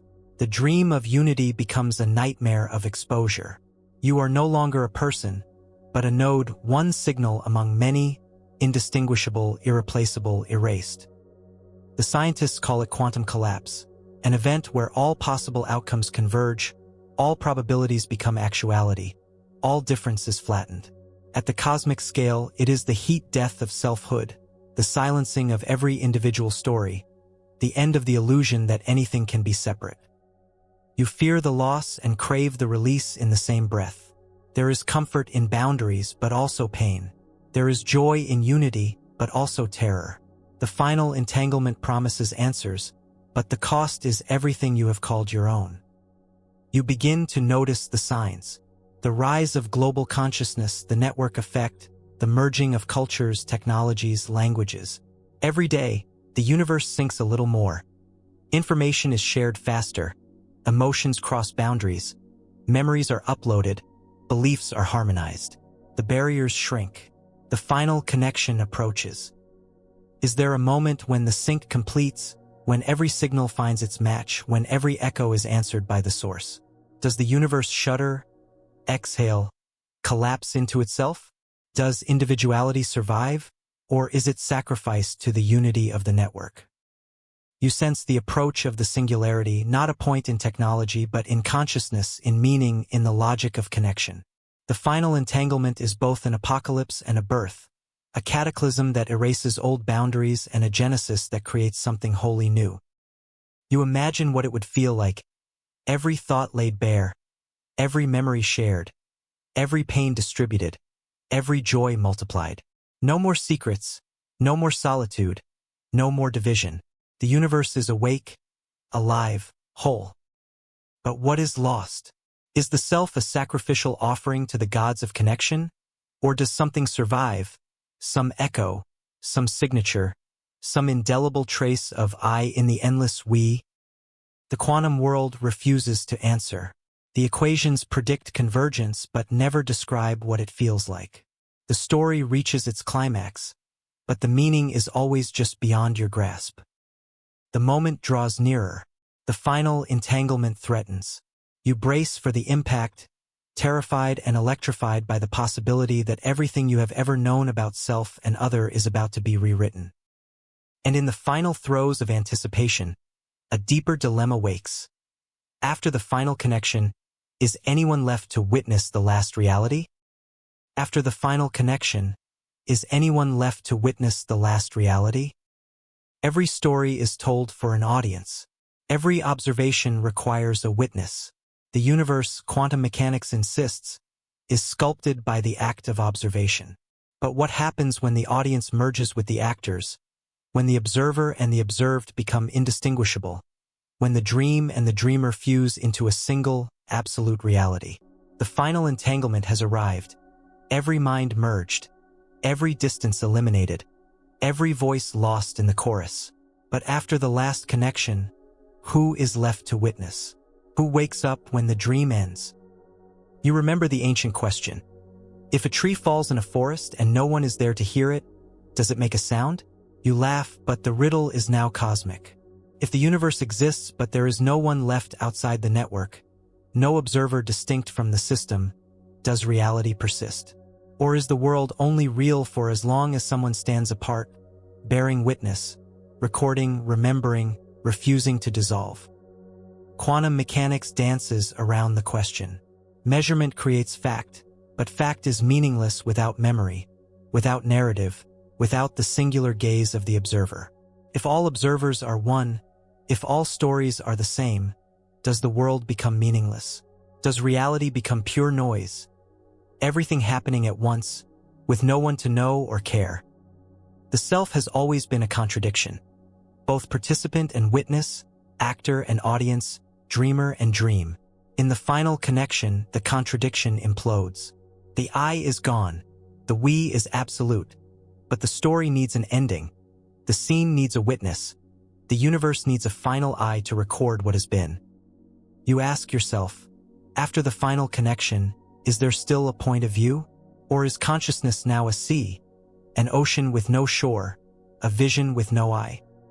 You imagine waking up, opening your eyes after the universe has finished sinking, stepping into a world where there is nothing left to see, because everything is already known, already felt, already shared. Or perhaps the observer's dilemma has no answer. The witness is the story. The act of watching creates the world, and when the world is complete, the witness is folded back into the narrative. The dream ends, but the dreamer does not wake. There is only the dream. The riddle tightens. You want closure, but the universe offers only questions. You want to stand apart, but the final connection forbids all distance. You want to witness the last reality, but there is no longer a place to stand, no longer a self to wake. And now, as the story comes to its precipice, the final, devastating question opens before you. Now that the story is complete, what if the biggest secret is that you were never meant to know? Now that the story is complete, what if the biggest secret is that you were never meant to know? You have followed the clues, across quantum riddles, through mental labyrinths, down the corridors of reality, and into the heart of the unspeakable. You have tugged at the knots of entanglement, questioned the story of self, flirted with the dissolution of all boundaries. Every paradox has cut deeper. Every answer has unfolded into another, sharper question. The curtain is torn, the stage is empty, the script is finished. Or so you think. The universe seems to pause. The web of connections quivers, stretched to its breaking point. Your mind claws for resolution, for the final line that explains it all, for the last truth that will allow you to rest. But at the edge of knowledge, you find only silence. A gap where the answer should be, a void pulsing with the knowledge that something crucial has been hidden. You want to believe there's a purpose in the mystery, that the secrets you've hunted are breadcrumbs left by some cosmic architect, that every shadow contains a lesson, that every cliffhanger is a lesson in patience. But a deeper suspicion shivers in your bones. What if the story was not meant for you? What if the ultimate secret is not that you will learn everything, but that you were never meant to learn at all? Across every culture, every era, there are warnings. Truths that break the seeker, knowledge that drives the mind to ruin, questions that punish those who ask. The forbidden fruit, the lost city, the sealed vault, symbols of a limit that should never be crossed. The quantum world echoes these warnings. The more you know, the less you understand. The closer you get, the more the world resists, obscures, withdraws. You remember every time reality twisted away from your grasp, when the rules shifted, when the experiment broke, when your own reflection became unrecognizable. The universe is not a puzzle to be solved, but a labyrinth designed to keep you moving, searching, chasing a prize that disappears the moment you reach for it. The danger is not in what you discover, but in what is revealed about the searcher. The act of questioning pulls you apart, fractures the illusion of self, exposes the raw machinery behind the world. You realize, perhaps too late, that survival was never about having all the answers, but about living inside the questions. You stare into the gap, into the abyss where the last answer should be. It stares back. The possibility that knowledge itself is a trap, that curiosity is a form of self-destruction, that the final truth is emptiness. These are not comfortable thoughts. They are not meant to be. Is there comfort in ignorance? Is peace possible only for those who refuse to look too closely? You have spent your life fleeing the unknown, but the unknown is where you came from, where you are going, where everything that matters waits. The universe hums with secrets, always just out of reach, always whispering that you are a visitor in a world not made for your understanding. Every discovery is an intrusion, every insight a trespass. Perhaps the mind was never built to survive the truth at the end of the road. You realize that the story never ends because the story is you, the glitch, the rebel, the anomaly, the echo. The hunger for meaning is what keeps the universe alive. The truth is not a destination, but a function. To seek, to question, to chase the edge. You ask one final time, will you survive the truth you're about to see? Or will you step beyond the edge, dissolve into the unknown, become just another secret hidden in the code of reality? The last paradox hangs over you, unresolved, unresolvable, beautiful in its menace. The universe may not care what you know. but you will never stop asking. And the biggest secret of all, the secret that stalks you through every quantum riddle, every collapse of reality, every pulse of collective mind, is that you were never meant to know. And yet, you keep reaching. The question, the search, the burning need to uncover what is forbidden, what is hidden, what is lost. That is what survives. That is what endures. That is what makes you human, or more than human, or something else entirely. You step forward. The edge shimmers unresolved. The truth waits, silent and infinite. Will you survive it, or will you become it? The universe will not say.